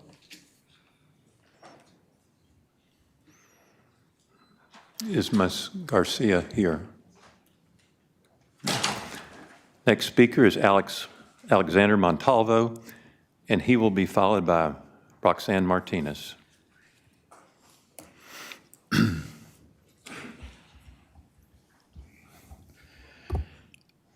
Now that we are at the end of the school year, the first part of my comments, I want to actually address all of the teachers and parents who are navigating the very difficult decision to no longer have Fort Worth ISD as their home. Now, through y'all's cruel leadership, many of them don't have that choice. They're already gone. But the students and the parents that you've impacted, they are making tough decisions, and they've been talking to us in the community. They're not too sure what to do. They talk about the years that they've spent, the multiple kids that have gone through this district, and next year, realizing that Fort Worth ISD is most likely not going to be their home because of your decisions and your cruelty. For those teachers and parents, just know that we still need you. Even if your home is in some other district, in some other community, as long as you're in Fort Worth and Tarrant County, stay connected because we have a fight on our hands and we need everybody. For the other parents and teachers who are deciding to stay, like myself and so many of the voices that you've heard here, I want y'all to know that we are not going anywhere. And every single day and every single moment that this district is under this coup from the state and this hostile takeover exists in our community, we will fight. And every one of you that are in our community and have been in our community, continue to be prepared to feel uncomfortable because your presence here is a betrayal to our students, to our community, and to the people here in Fort Worth. And you can pretend that you're here to do a job to help them, but every decision you have voted for has been unanimously centered around cruelty and harm. You are harming our kids, and we are not going to accept that. And to our community, to the teachers who stay in the classroom, to the administration that is holding on, trying to fight for our kids, we stand up here at this mic so you can hear us, and we know you're doing everything you can to fight this hostile takeover. Your presence is not wanted. Your resume building with this position has no value to us. We are going to do Thank you, everything Mr. we can for our Montalvo. kids. Our next speaker is Roxanne Martinez. This takeover will not end. Please cut off the microphone. Get you out of our district. Our next speaker is Roxanne Martinez, and Ms. Martinez will be followed by Erica Ramos.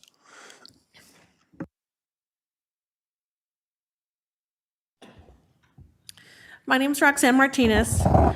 I am an elected Fort Worth ISD trustee, Fort Worth ISD parent, and committed stakeholder.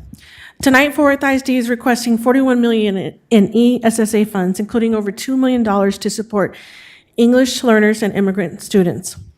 How will these federal funds align with the district's recent program changes? If your plans to close INA and eliminate or restructure emergent bilingual staff, how will the district's plan, Title III budget, professional development plan, and the service delivery model reflect this new structure? Dr. Licata, I ask that you address this during the public hearing portion of this meeting if you can. Board of Managers, I urge you not to take action on the superintendent's contract without clear public performance measures. Each of you completed Lone Star governance training. Now we need to see you put it in action. You should answer the following. Will the superintendent's evaluation include measurable targets for reading, math, CCMR, attendance, discipline, graduation rates? How will this board measure whether recent changes are helping or harming our students? What indicators will you monitor before STAR data is released? And when will we receive regular progress reports tied to student outcomes? Fort Worth ISD students, parents, and stakeholders should not be asked to trust disruption without evidence. Simply following the Houston model is not good enough. Before this board approves federal grants, personnel actions, real estate sales, or superintendent contract action, we deserve answers about how decisions improve outcomes. I recently attended an education conference where I learned that the Mississippi miracle was indeed no miracle. It was the result of years of sustained statewide literacy reform, strong implementation, consistency, and accountability. They invested in teachers and early reading infrastructure, and that matters. Fort Worth does not need imported, unproven models or political narratives. Robert, I'm glad that you visited a campus and found engaged students eager to learn. You might share that with the Hispanic, Black, and Fort Worth Chamber leaders that went on a dog and pony show in Houston and supported the state takeover when they don't send their own kids to Fort Worth ISD.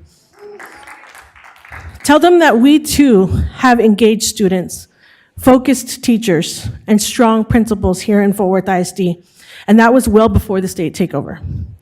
And now they need a plan that supports them, a plan rooted in evidence, transparency, and accountability, and we need it now.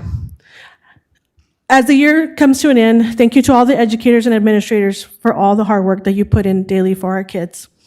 Board, it's time for you all to show us how your changes will deliver the education our students deserve.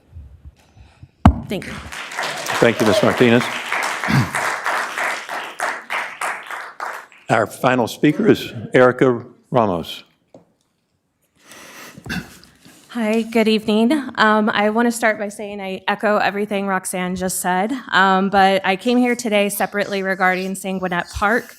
I come as a Fort Worth ISD parent, resident, local business owner, and someone who has spent years deeply engaged in Fort Worth through civic and professional organizations. My oldest son is about to enter pre-K, and his younger brother is following closely right behind him. When I say I care deeply about the long-term future of this school district and the city, please know that I mean it. For many families, Sanguinet Park is not just a piece of land on a balance sheet, it's deeply embedded into the fabric of our community. I've personally seen the students of Boulevard Heights play at this park, use it as an exit point for drills. My own children have grown up walking to and playing at this park. They've even nicknamed it the Rainbow Park for its colorful playground. Families visiting Roy Pope use this park, and Little League teams use the parcel of land that you've labeled as stormwater open space as a practice field for baseball and soccer. I've seen birthday parties and family gatherings take place under the shade of the pavilion at this park. The surrounding neighborhoods, including the one I live in, have advocated for safer crosswalks across Merrick to make walking to the park easier for the families. That investment should signal how deeply this space is used and valued by our community. Yesterday, I stopped to look at the sign at the entrance of the park. It describes Sanguinet Park as a joint project of the Fort Worth ISD, Fort Worth citizens, and the city of Fort Worth. To me, that sign is a reminder that when public institutions and residents work together in the spirit of greater good, beautiful things can happen for our community. That is why my first and most important request is please ensure that Sanguinet Park remains a park permanently. Once public land is lost, especially in growing cities like ours, now the 10th largest in the nation, it's incredibly difficult to get that land back. If the real issue is that Fort Worth ISD should not be spending classroom dollars maintaining parks, I can understand that concern.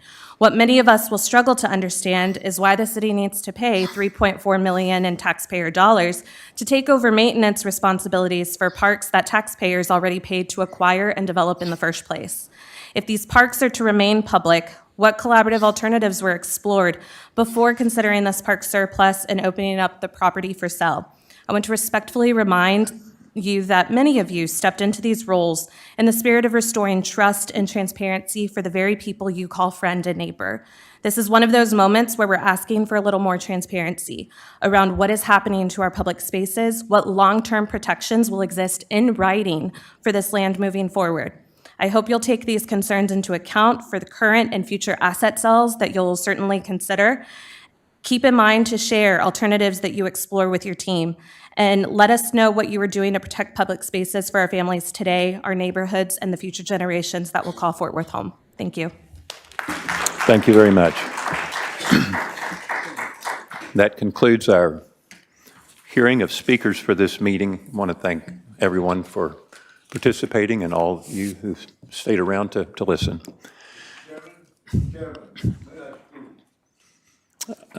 No, sir, I'm afraid you may not. We only can allow people to speak who've signed up, but I regret that. And you spoke, went through the process before and signed up and did speak, but I'm sorry, sir.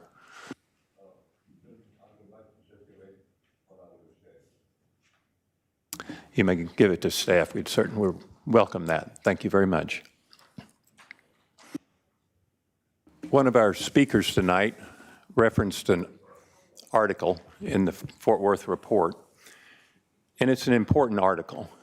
It's important that we remember where we are and the challenges in front of us as a board and all of us as a community. Where are we today? What do we as a community need to do? I'd like to read part of this article into the record. Fort Worth ISD's learning rate trend was among the weakest in the nation from 2022 to 2025, according to a new analysis. And this analysis was based on growth, not on actual performance. The findings come from the Education Scorecard, a collaboration between Harvard University's Center for Educational Policy Research, Stanford University's Educational Opportunity Project, and faculty at Dartmouth College. The report uses state test results for roughly 35 million students in 3rd through 8th grades nationwide to compare district-wide level post-pandemic academic recovery. The Fort Worth ISD's district learning rate, how much students improve year to year in math and reading, was 0.54 grade levels per year, a half a grade per year, putting Fort Worth ISD in the bottom 2% nationally for learning rate.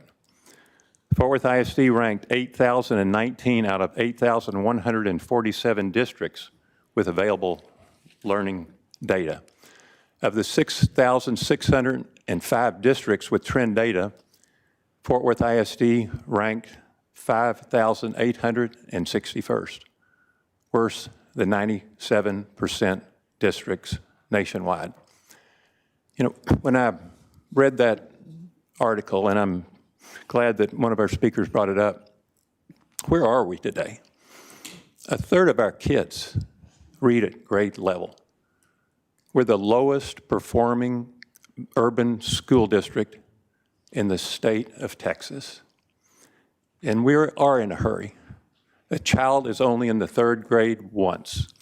And what we do this spring gets this district ready for those children to learn when they show up in school in August. We must remind ourselves regularly of where we are, and we all know where we want to be. It's a moral imperative. Thank you. Pete, man, you got to hold accountability. It's because of you and the Fort Worth way we're that bad. Everyone else figured it out. Everybody else figured it out. Everybody you and the Fort Worth establishment. Would you? No one sees what you're doing there. No one's clapping for you. Quit with that crap. It's you and the Fort Worth way. I didn't see you in Austin at the Public Education Committee. Quit with that. When we were telling them, and all the teachers were coming and saying. If the Texas education system is so good, then why are we ranked so low overall? Gentlemen, I wish to thank you for your eloquent America. I'd like to ask, we'd like to please ask everyone to come to order. We've got to maintain decorum in here, and if you choose to not participate in this program as it's scheduled, I ask that you please reconsider your presence.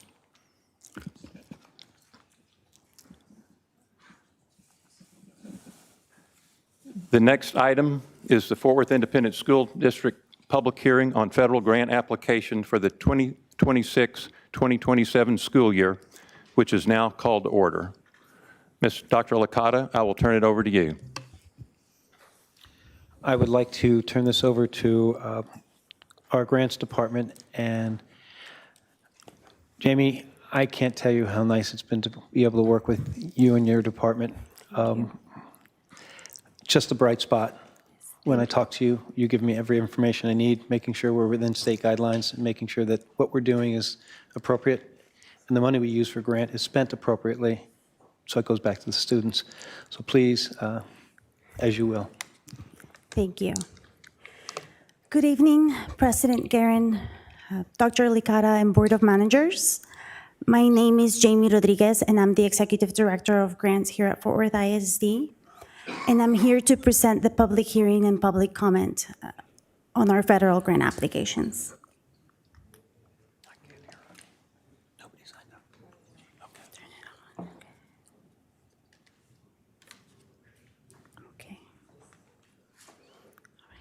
The purpose of tonight's presentation is to inform the public that Fort Worth ISD will be submitting several federal grant applications.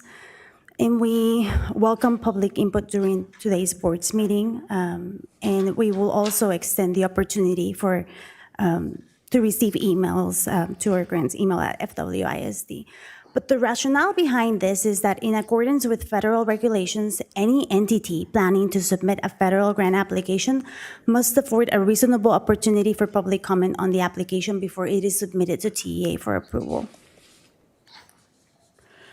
This is the list of our federal grant applications. There will be a total of 5 grant applications we will be submitting before June 30th of this school year. The first one on the list is our ESSA consolidated grant application, followed by our IDEA B grant applications. We have a total of 3, IDEA B Formula, IDEA B Preschool, and IDEA B Dev. These 3 grant applications support the special education program here at Fort Worth ISD. And then the last one on this list is Perkins to support the CTE program here at Fort Worth ISD. These grant applications are due September 3rd. Nonetheless, we apply prior to June 30th to ensure that funding is allocated for schools and departments by July 1. So the first step that goes with submitting a grant application is TEA will release a notification to school districts, letting school districts know that funding is available. And as you can see in this graphic to the right, on April 29th of 2026, TEA did send out a communication to school districts, letting them know that planning amounts were available. And so in this communication, the 26-27 ESSA amounts were given to school districts. Allocations or projected planning amounts for SPED, for IDEA B, and Perkins were not given to school districts at the time the presentation was prepared, but they're available now on the TEA entitlements website. And so for reference, in this slide, you will see the 26-27 planning amounts for ESSA, which is $41 million for the district. We have pending amounts for our IDEA B and Perkins, but know that these amounts are they're now available and they're not very different from 25-26. Overall, we're seeing a slight decrease in IDEA B and Perkins, but we are seeing a slight increase in our ESSA consolidated grant application. Our largest grant application is our ESSA consolidated grant application. And so on here, we're giving everybody a detailed description of the intent and purpose of each program and the allocation amount for each program. And so the first one here is our Title I Part A, where we're receiving $31 million, followed by Title I Part C, $25,000, Title I Part D, $376,000, and then Title II Part A, $3.4 million.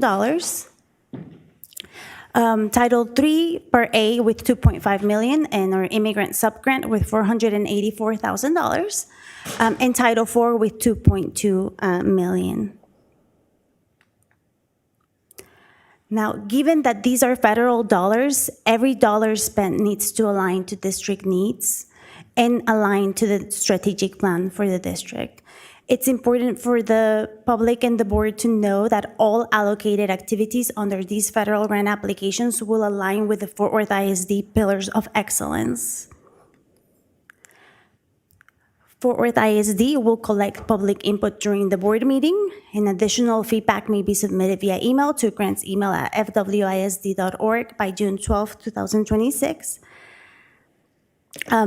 We will consider carefully all the feedback given and incorporate that into our grant applications.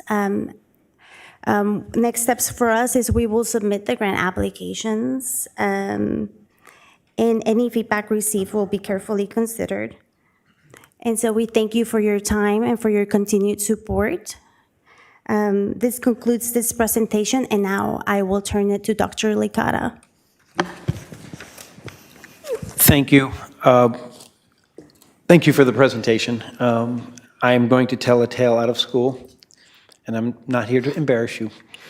But 2 weeks ago, I walked into her office, and you will find me in many offices around this building. And I walked in and sat down, and she's trembling. And I said, "What's the matter?"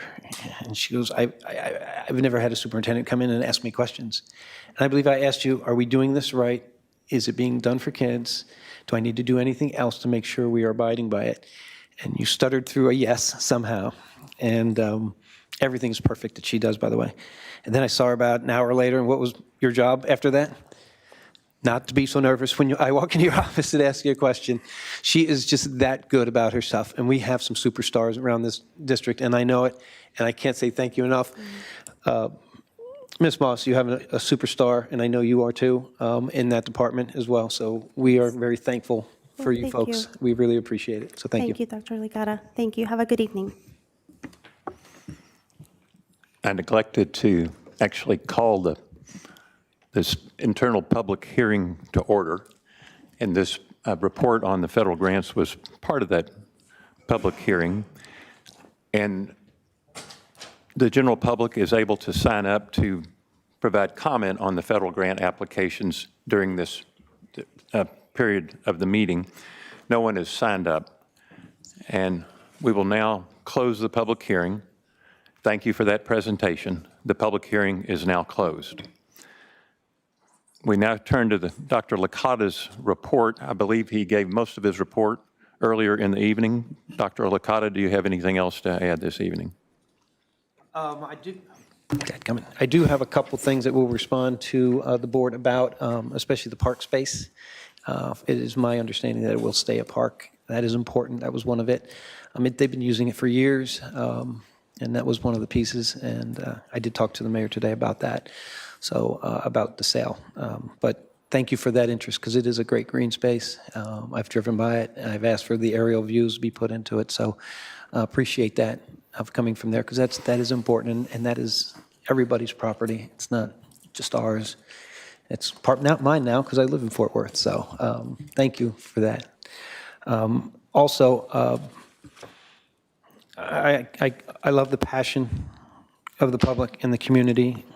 I'm asked some of my staff to reach out to some of the folks that spoke tonight to make sure that they have the correct information. Sometimes we give the correct information, it doesn't matter. But I believe many of the folks that come here are really concerned and really want to make a difference. They hear some things, and we want to make sure that we're giving the accurate information, and that's what prompted my speech earlier.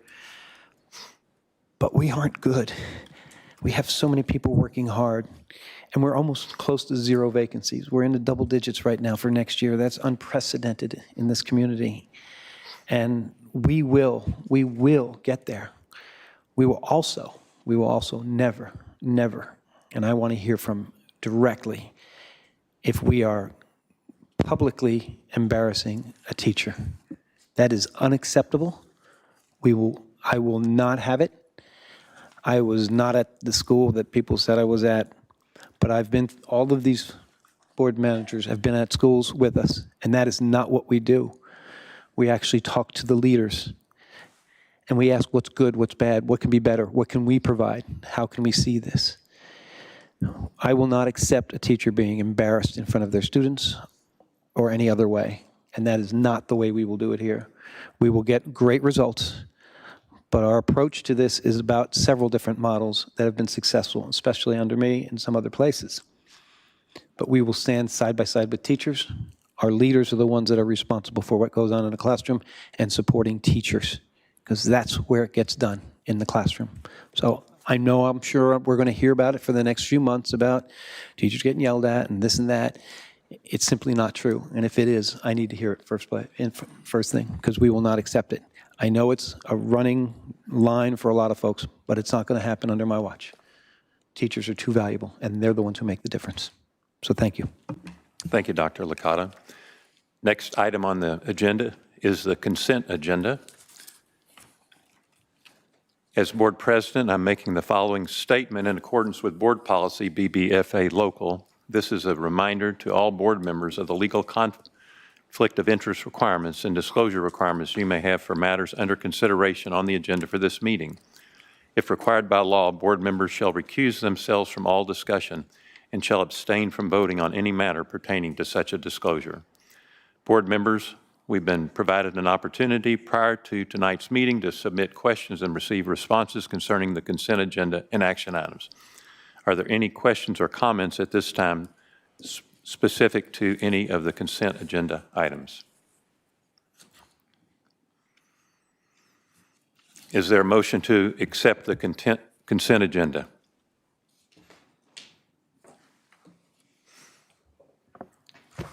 I move to accept the consent agenda. We have a motion. Do we have a second? I second that. We have a motion and a second. Is there any discussion?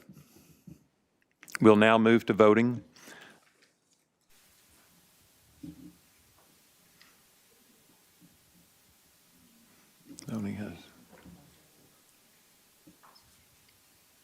The voting machine is not registering our votes.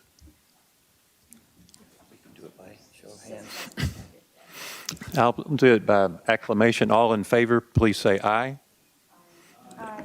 Any opposed, please say no. Any abstentions? The motion passes 9-0.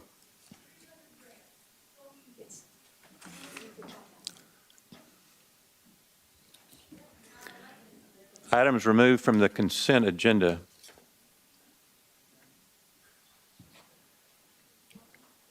Do we have any items removed from the consent agenda? We don't. The next action item is consider and take possible action on the superintendent's contract. Is there a motion concerning this item? We have a motion. A motion. We have a motion. Do we have a second? I'll second. We have a motion and a second. Is there any discussion? I've got a comment. Mr. Prelo. Yeah, I'd just like to say, as most of you know here, the Board of Managers was appointed at the same time, essentially, as Dr. Licata. And the one thing we all have in common is we are very, very focused on student outcomes. And we hear a lot of other motives, and I can guarantee you that that is our sole focus. This vote I see tonight is really a ratification on what's the best thing for the students of Fort Worth ISD. And I wholly and strongly believe that ratifying this contract and the changes and efforts that Dr. Licata and his team are making will have strongly positive impacts on the students of Fort Worth ISD. And so I just want to thank you, Dr. Licata. I want to thank your team. I know you're working very, very hard. I want to thank all the teachers in the district for all their efforts with that respect, and I'll fully support ratifying this contract. Thank you, Mr. Prelo. Dean Adier. I would just say again, obviously, again, we know the context again, as Mr. Prelo described.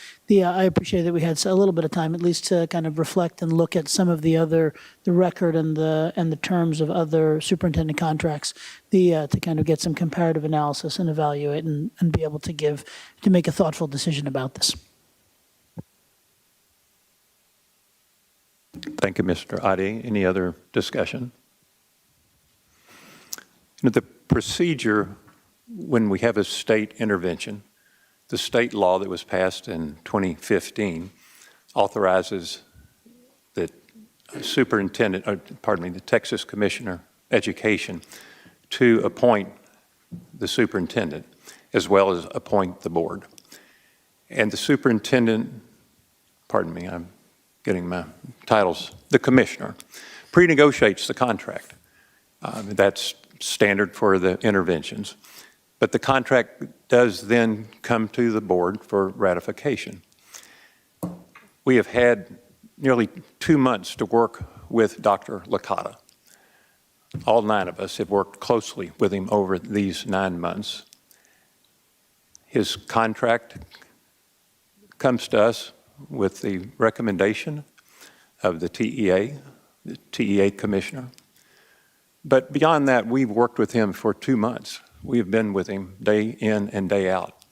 So we're not having to guess whether or not this contract is good for kids or whether Dr. Licata is good for kids. Dr. Licata is good for kids. And tonight we'll vote on the contract. I can't tell you how everyone will vote, but I can tell you I strongly support Dr. Licata. The leadership he's brought to this district, Kids First agenda he's brought to this district, and the determination to change adult behavior to benefit kids. And that's hard. That's darn hard. So now any further discussion? If not, I'll move to a vote. All in favor, please vote aye. Any opposed, vote no. Anybody abstain? The motion passes by a vote of 9 votes to 0. Thank you. Congratulations, Dr. Licata. Thank you, Board. And as we know, the work has begun, but it's just starting. We have a lot to do for our children, and we cannot be second or 2% into it. We cannot be 3% into it, or 38%, or 24,914 children who can't read on grade level. That has got to change. So decisions will be based on changing that.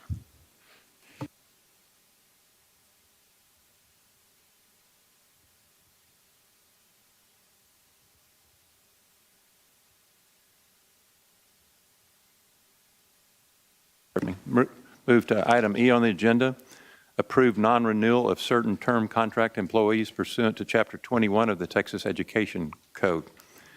Is there a motion concerning this item? There is. I move to approve the non-renewal of the term contract of Edwin Murphy pursuant to Chapter 21 of the Texas Education Code. Do we have a second? A second. We have a second. Is there any discussion? Hearing none, we'll now move to voting.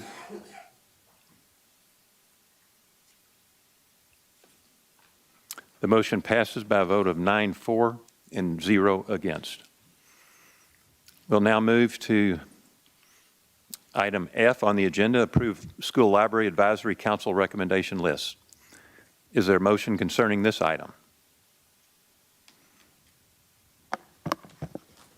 I move to approve the School Library Advisory Council recommendation list.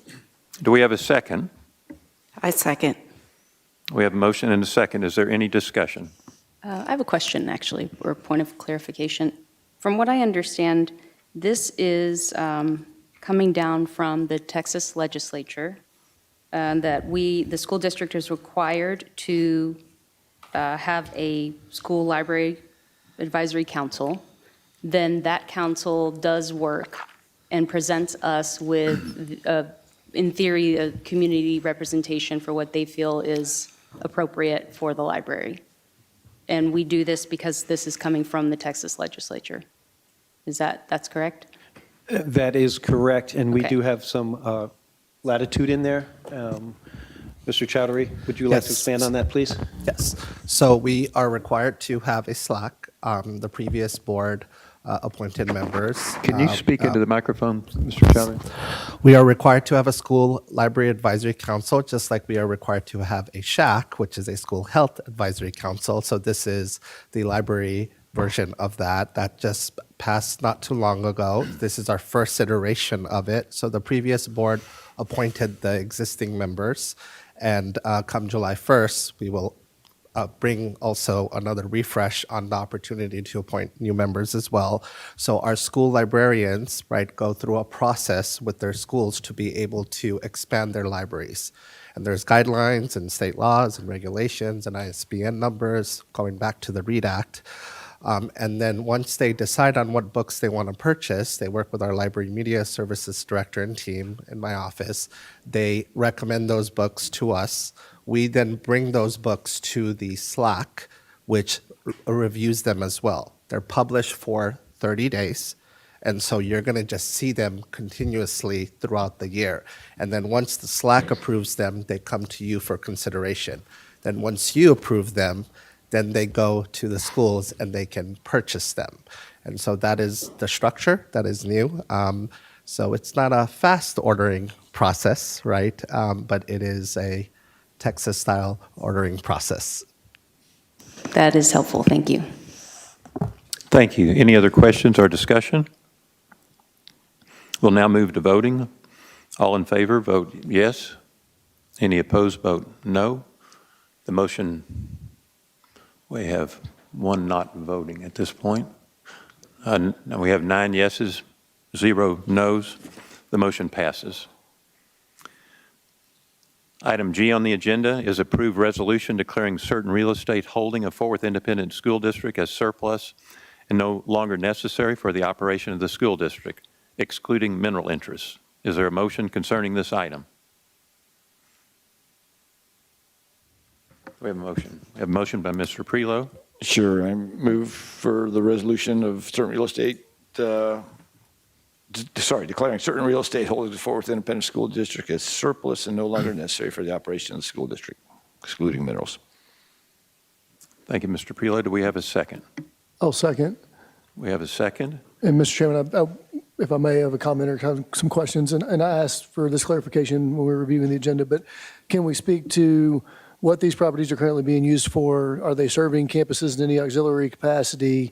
Are they raw land, park land? Are there buildings on there? Just generally speak to the analysis that we went through to make sure and be comfortable that this is property that is truly surplus. I appreciate that question because those questions were also what I asked as well when we first brought this into cabinet. This is very important that the public knows this, and that's why it's been pulled to make sure that we speak about it. Ms. Spencer, would you like to elaborate on some of those questions, and if you need him to itemize those or chunk them as we use in educational terms? Yes, sir, I'm happy to do that.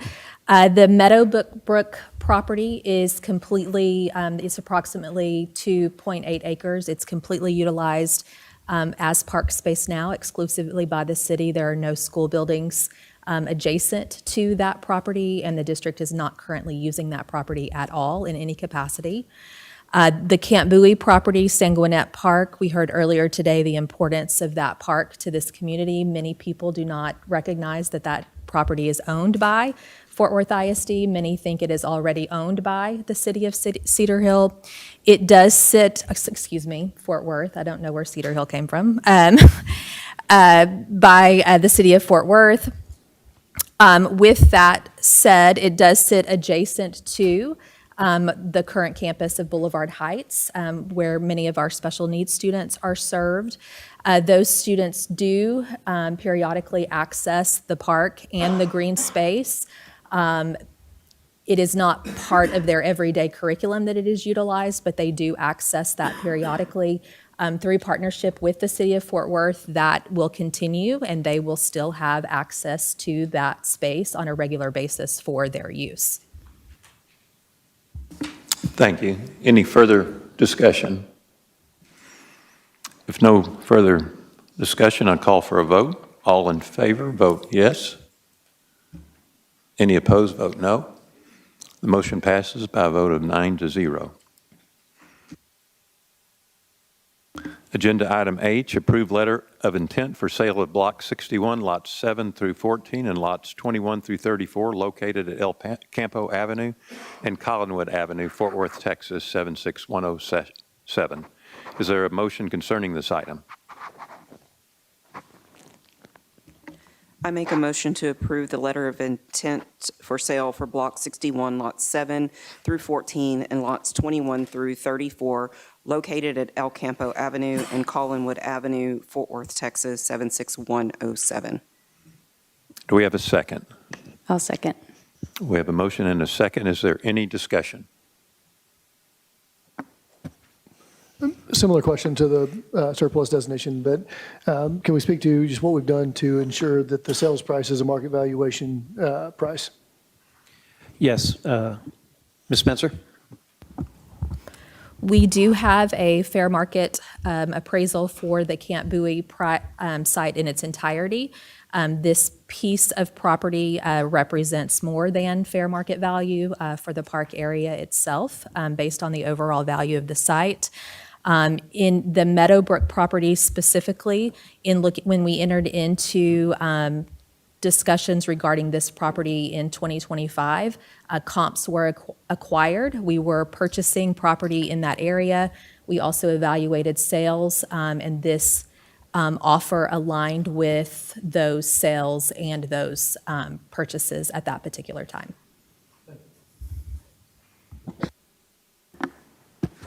Just a follow-up question. In looking at the letter of intent at the very end, this is like a question a lawyer would ask. I'm sorry about this. It says that the letter must be signed or countersigned by October 30th, 2025. Has that been amended? We can amend that. This has been in the works for quite some time. The city remains very interested in the purchase of this property. We can amend that, but it is still in good standing with the city. Thank you. Can I ask council, our council, either board or my council, can we add a scrivener's error or something of that sort after the vote has taken place to confirm that this is still available and is still board action and approved? Yes, sir. All right, any further discussion? We'll now move to voting.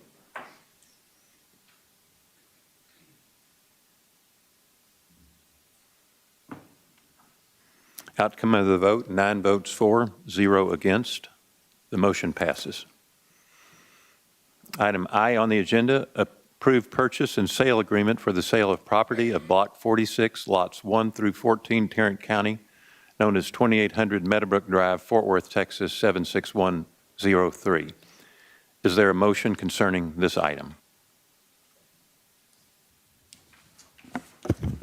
I motion to approve purchase and sale agreement for the sale property of Block 46, Lot 1 through 14, Tarrant County, Texas, known as 2800 Meadowbrook Drive, Fort Worth, Texas, 76103. Do we have a second? I'll second. We have a motion and a second. Is there any discussion?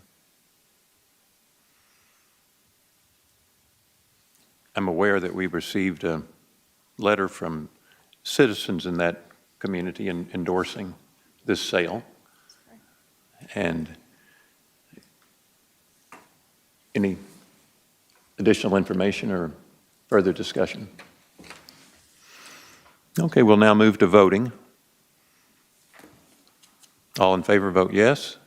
Any opposed, vote no. The vote passes by a vote of 9-4 and 0 against. Now to item J on the agenda, approve purchase of Apple computers for CTE Labs. Is there a motion concerning this item? I will make a motion to approve the purchase of Apple computers for CTE Labs. We have a motion. Do we have a second? I'll second. I have a motion and a second. Is there any discussion? Dr. Licata, could you talk about this purchase and the purpose of it, and also the importance of CTE Labs now and going forward? Yes, I would be happy to, because this is a common occurrence that's happening around the country right now. We received so much money during COVID, and we purchased so many technology items with that money that was much needed. We appreciated it, but we're at the end of the line for those machines and those equipment pieces. As you know, CTE is near and dear to me. It's pretty much my realm. I won't use the word aura, but it is part of what I believe will make the difference. We have to change reading and math scores first. We know that, get our students to read. But the bigger picture, as I call the forest, is also giving students a pathway once they begin to read and love education. A pathway that at the end of the day, when they graduate, they have an opportunity to choose going to university, college, or choose to go to a technical college or go into the career workforce. That's their decision, not ours. We train every child and teach every child to have those options. This is for high-powered TV, audio, visual, what is moves faster than we can imagine, and these computers are made for that specific. And if you need more technical, Dr. Church is here to get a little more deeper into the geeky stuff, but these are the machines that are used in that form. Can you just give us two minutes real quick? Because this is important, because we're going to be expanding on this considerably. Yes, sir, Dr. Licata. These are devices that are meant for labs, so they're going to be fixed in place. They're going to be high-quality computers that kids can sit down at, and it gives us a focus space to have the students learn on Mac-specific software and hardware. Which will also lead to industry certifications for these students. Yes, sir. Okay. Any further discussion? If not, let's now move to voting. All in favor, vote yes. Any opposed, vote no. We have 9 yeses, 0 nos. The motion passes. Item K on the agenda, approve delegation of authority to the superintendent or designee to obtain quotes, select vendor, negotiate and execute contracts to purchase teacher laptops and interactive panels. Is there a motion concerning this item? I move to approve the delegation of authority to the superintendent or designee to obtain quotes, select vendor, negotiate, and execute contract to purchase teacher laptops and interactive panels. We have a motion. Do we have a second? I'll second. We have a motion and a second. Is there any discussion? If not, we'll now move to voting. All in favor, vote yes.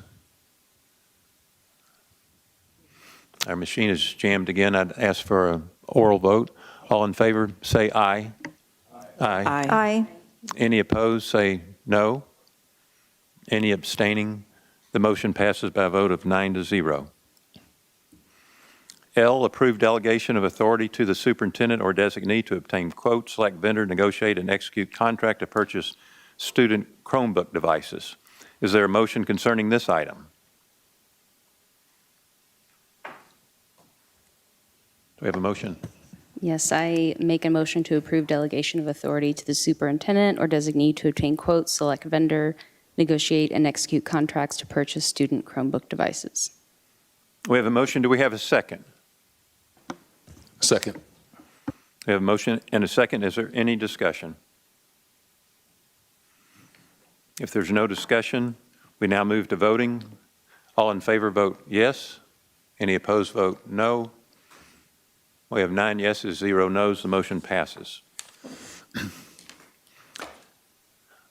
Item number M on the agenda, consider and possible action to approve the renaming of Cesar Chavez Elementary School. Is there a motion concerning this item? I so move. We have a motion. Do we have a second?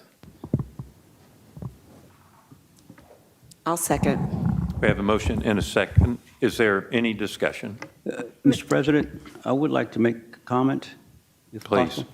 possible. Mr. Guerin, I apologize for the interruption. If we may, I believe there's another motion that needs to be made. So we have a motion on the table right now. I apologize, Mr. Galindo. Thank you. I'm sorry. Based on information that was shared today during public comment, I don't believe that it's appropriate to move forward with this vote. And so I would present an alternative motion. I would move that we table this item until our next board meeting, which would be on June 9th, to allow the administration to gather additional information that they could provide to us so that we could move forward with the vote at that time. Any further discussion? So At this point, following Robert's rules, we have a motion. Ms. that would- Rincona, I can't hear you. Could you speak to the mic? Yes, sir. At this point, we have a motion, the original motion, and a second. Now we have an alternate motion. There needs to be a second before that can be considered an alternate motion. I want to be clear, though, when the board, if there's a second and the board votes, you're only voting to make the alternate motion the main motion. You still have to vote again to actually pass or for the motion to pass or fail. And I apologize, it gets very convoluted, but that is the process. So we have an alternate motion. Now you'll need to see if there's a second. We have a motion. Do we have a second for Ms. Verdeja's motion? I will second Ms. Verdeja's motion. We have a motion and a second to table this action until the Until our next meeting, June 9th. next meeting. Is there any discussion?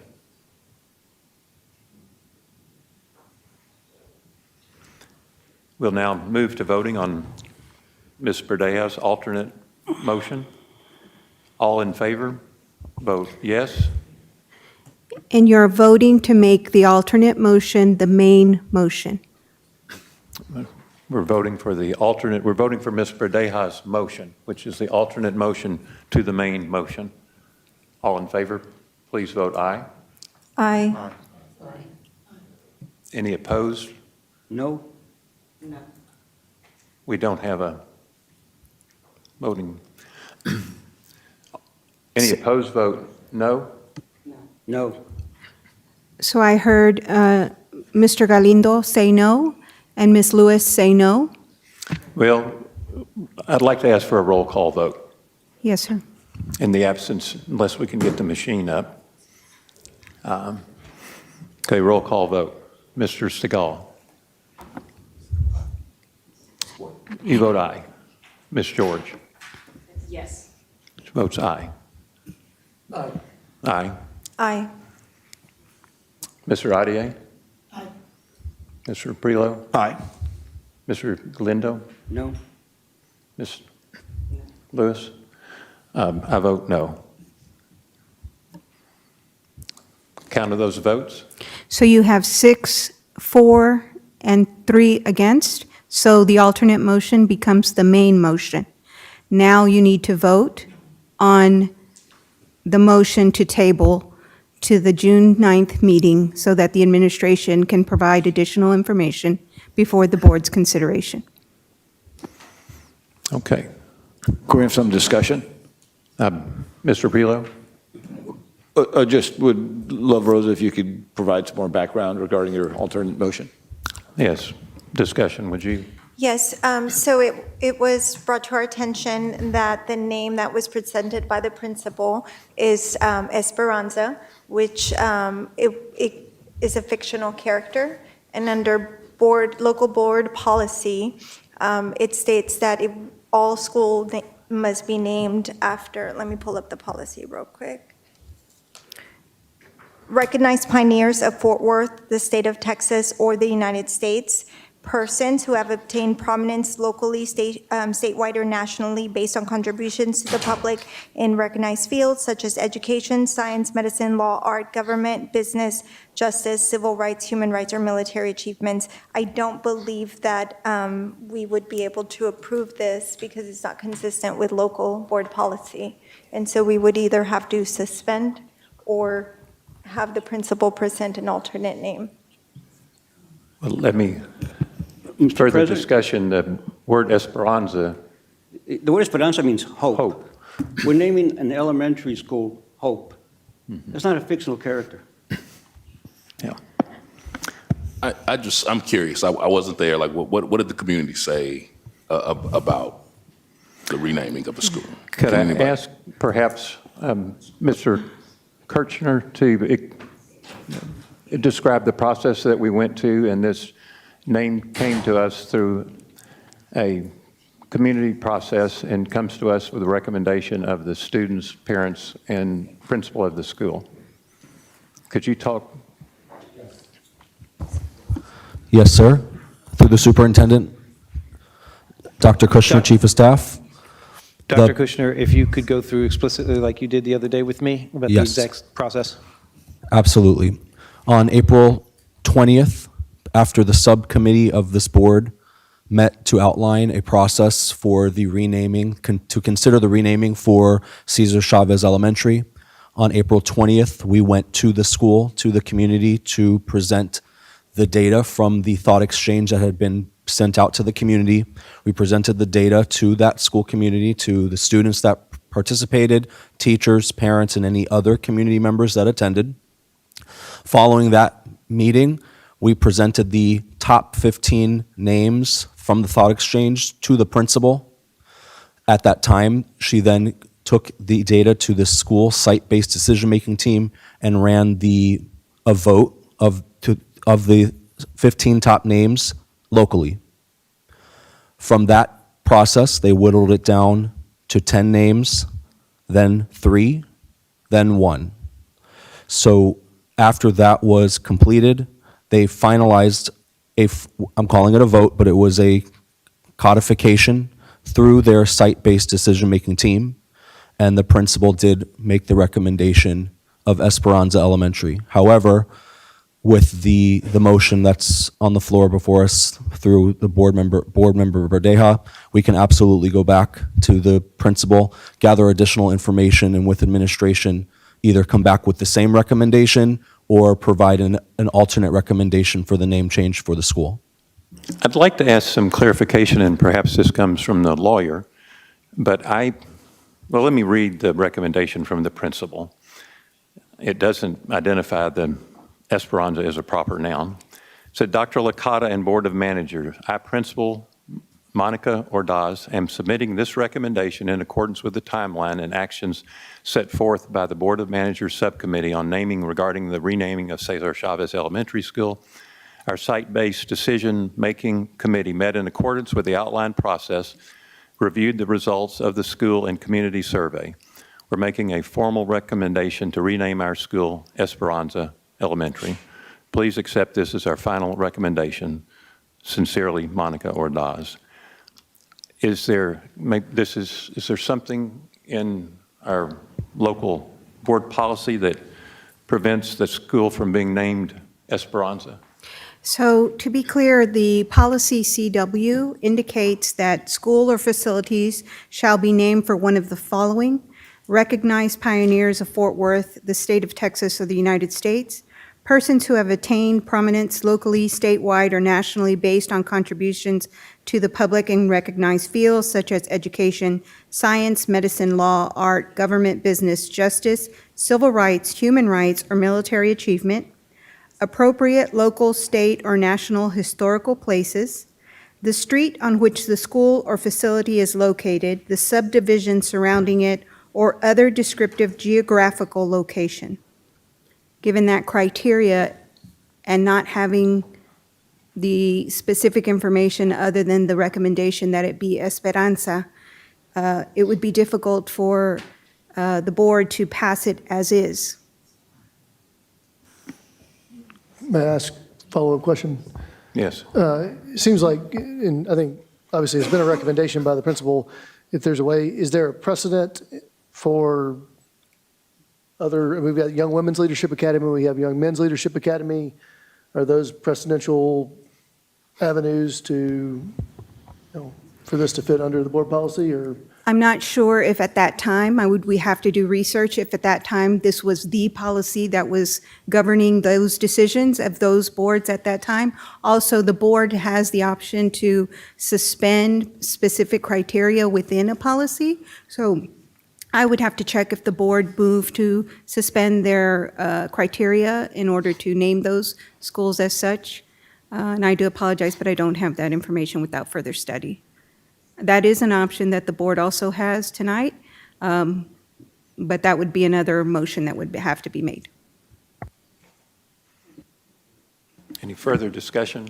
Mr. President, a question is, when we presented, I say we, the committee, subcommittee, which included Ms. Verdeja, we met with, well, she wasn't there, but when we went to that school and we presented them with this idea of how it would be, the name would be selected, this board, through our committee, made a representation to that community that they would select the name. I think that has to be honored.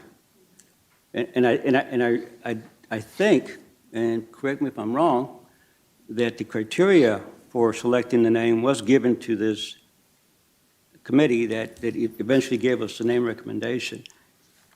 All this suggests that I think that they did this purposefully, and I think they read those criteria that we gave them, and they came up with a name, which again is not a fictional character. It is simply an expression of hope.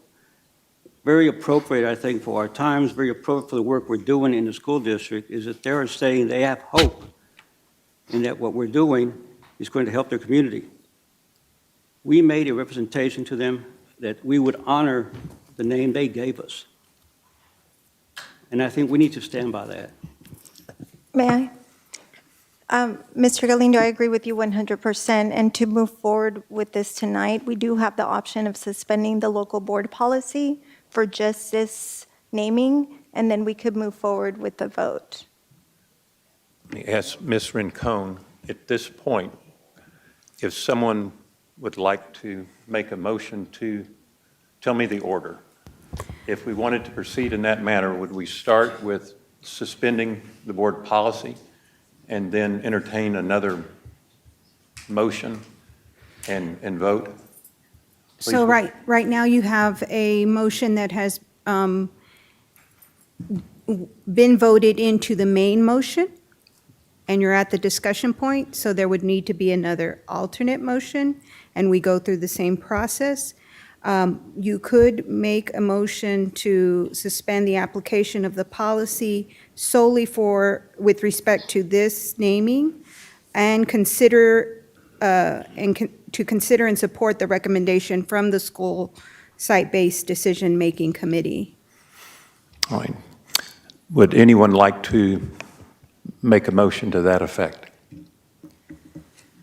President Guerin, I would like to make a motion to temporarily suspend this policy for this purpose of renaming the school in honor of the families in the community, that we acknowledged their wishes and we listened to their wishes. So I would make that motion. We have a motion. Do we have a second? I'll second. We have a motion and a second. Any discussion?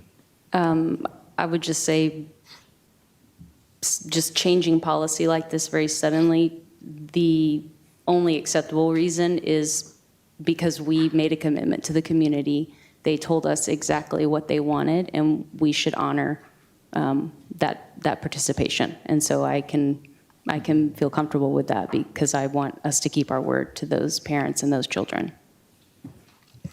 Any further discussion or comments? Okay, now, Ms. Rincon, make sure we have this in order. So now we have a motion to suspend the policy. The application of the board policy CW local criteria. Could you say that louder, the policy? Yes. So, Ms. Lewis, if I may restate your motion or clarify, and you give me the okay, whether this is what I captured, that you move that the board suspend the application of board policy CW local for names solely with respect to the Cesar Chavez Elementary School renaming, and support the recommendation from the school's site-based decision-making committee. Is that correct? Is that a correct restatement of your Yes, motion? that is a correct statement. Thank So you, Ms. then Lewis. the board would be voting now again to make this alternate motion the main motion. Okay. We have a motion and a second. All in favor, vote aye. Any opposed, vote no. The motion passes 9-0. Now. That is your main motion, Mr. Guerin. Now you vote to see whether that passes or not. The action passes or not. We return to the main motion. Well, your main motion is now to move that the board suspend the application. Actually, so that became the main motion. Yes, and now you have to still vote Okay, to so pass it. We have a motion I don't want to restate it. that was, I can't remember who made it. Who made the motion to consider and possible action to approve the renaming of Cesar Chavez Elementary School? That was Ms. Lewis. Mr. Lindo. And we had a second No. by Courtney Lewis. You were the second. Is there any discussion? So for those that are needing to take notes in our staff, I just want to be clear. So it was Mr. Galindo that made the motion and Ms. Lewis that made the second. I do apologize, Mr. Galindo. I should have asked you if that was the correct restatement. I beg your pardon, Ms. Rincon. I couldn't understand what you said at the end. I should have asked Mr. Galindo if that was the restatement of his motion. I do apologize. That is a statement of my motion. Okay. All right. We have a motion and a second. Any further discussion? No further discussion. We'll now move to voting. All in favor, vote aye. Any opposed, vote no. The motion is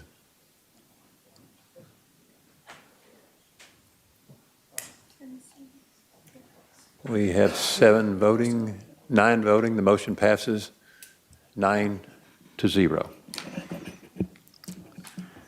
This concludes the items on the agenda for tonight's meeting. I'd like to close by saying thank you to the community for participating. I want a special thank you to the families and the students and the teachers and the neighbors of now Esperanza Elementary for participating in such an enthusiastic way, and excited that we're able to honor their wishes, and all those students can go over the years ahead, walk by that school and say, I named that school. That'll be a pretty proud thing to be able to say. Dr. Licata asked to be recognized. We will begin the transformation of that school. Ms. Spencer and I have already spoken about it. We're ahead of the game on that. We need students to see a new, bright opening. As you know, if you've been by the property, the sign sits way out front. We're looking to get a new marquee, and I believe it's zoned to where we could actually put a lighted marquee with a digital read on it, which would be even nicer. The city's a little tight on that, but we are already in the works, and I believe you already have a plan ready to go to give it a new facelift so students feel new. I also want to thank the 2 gentlemen in those fancy hats out there for protecting everybody, not just in the room, but every day you guys go to work. I appreciate what you do. I got to see some of your fellow workmates yesterday and such, but thank you every day for what you do. We appreciate it. We thank the guy without the hat, too. Where's your hat? All right. As there's no further business, it is 9:50 p.m., and this meeting is adjourned.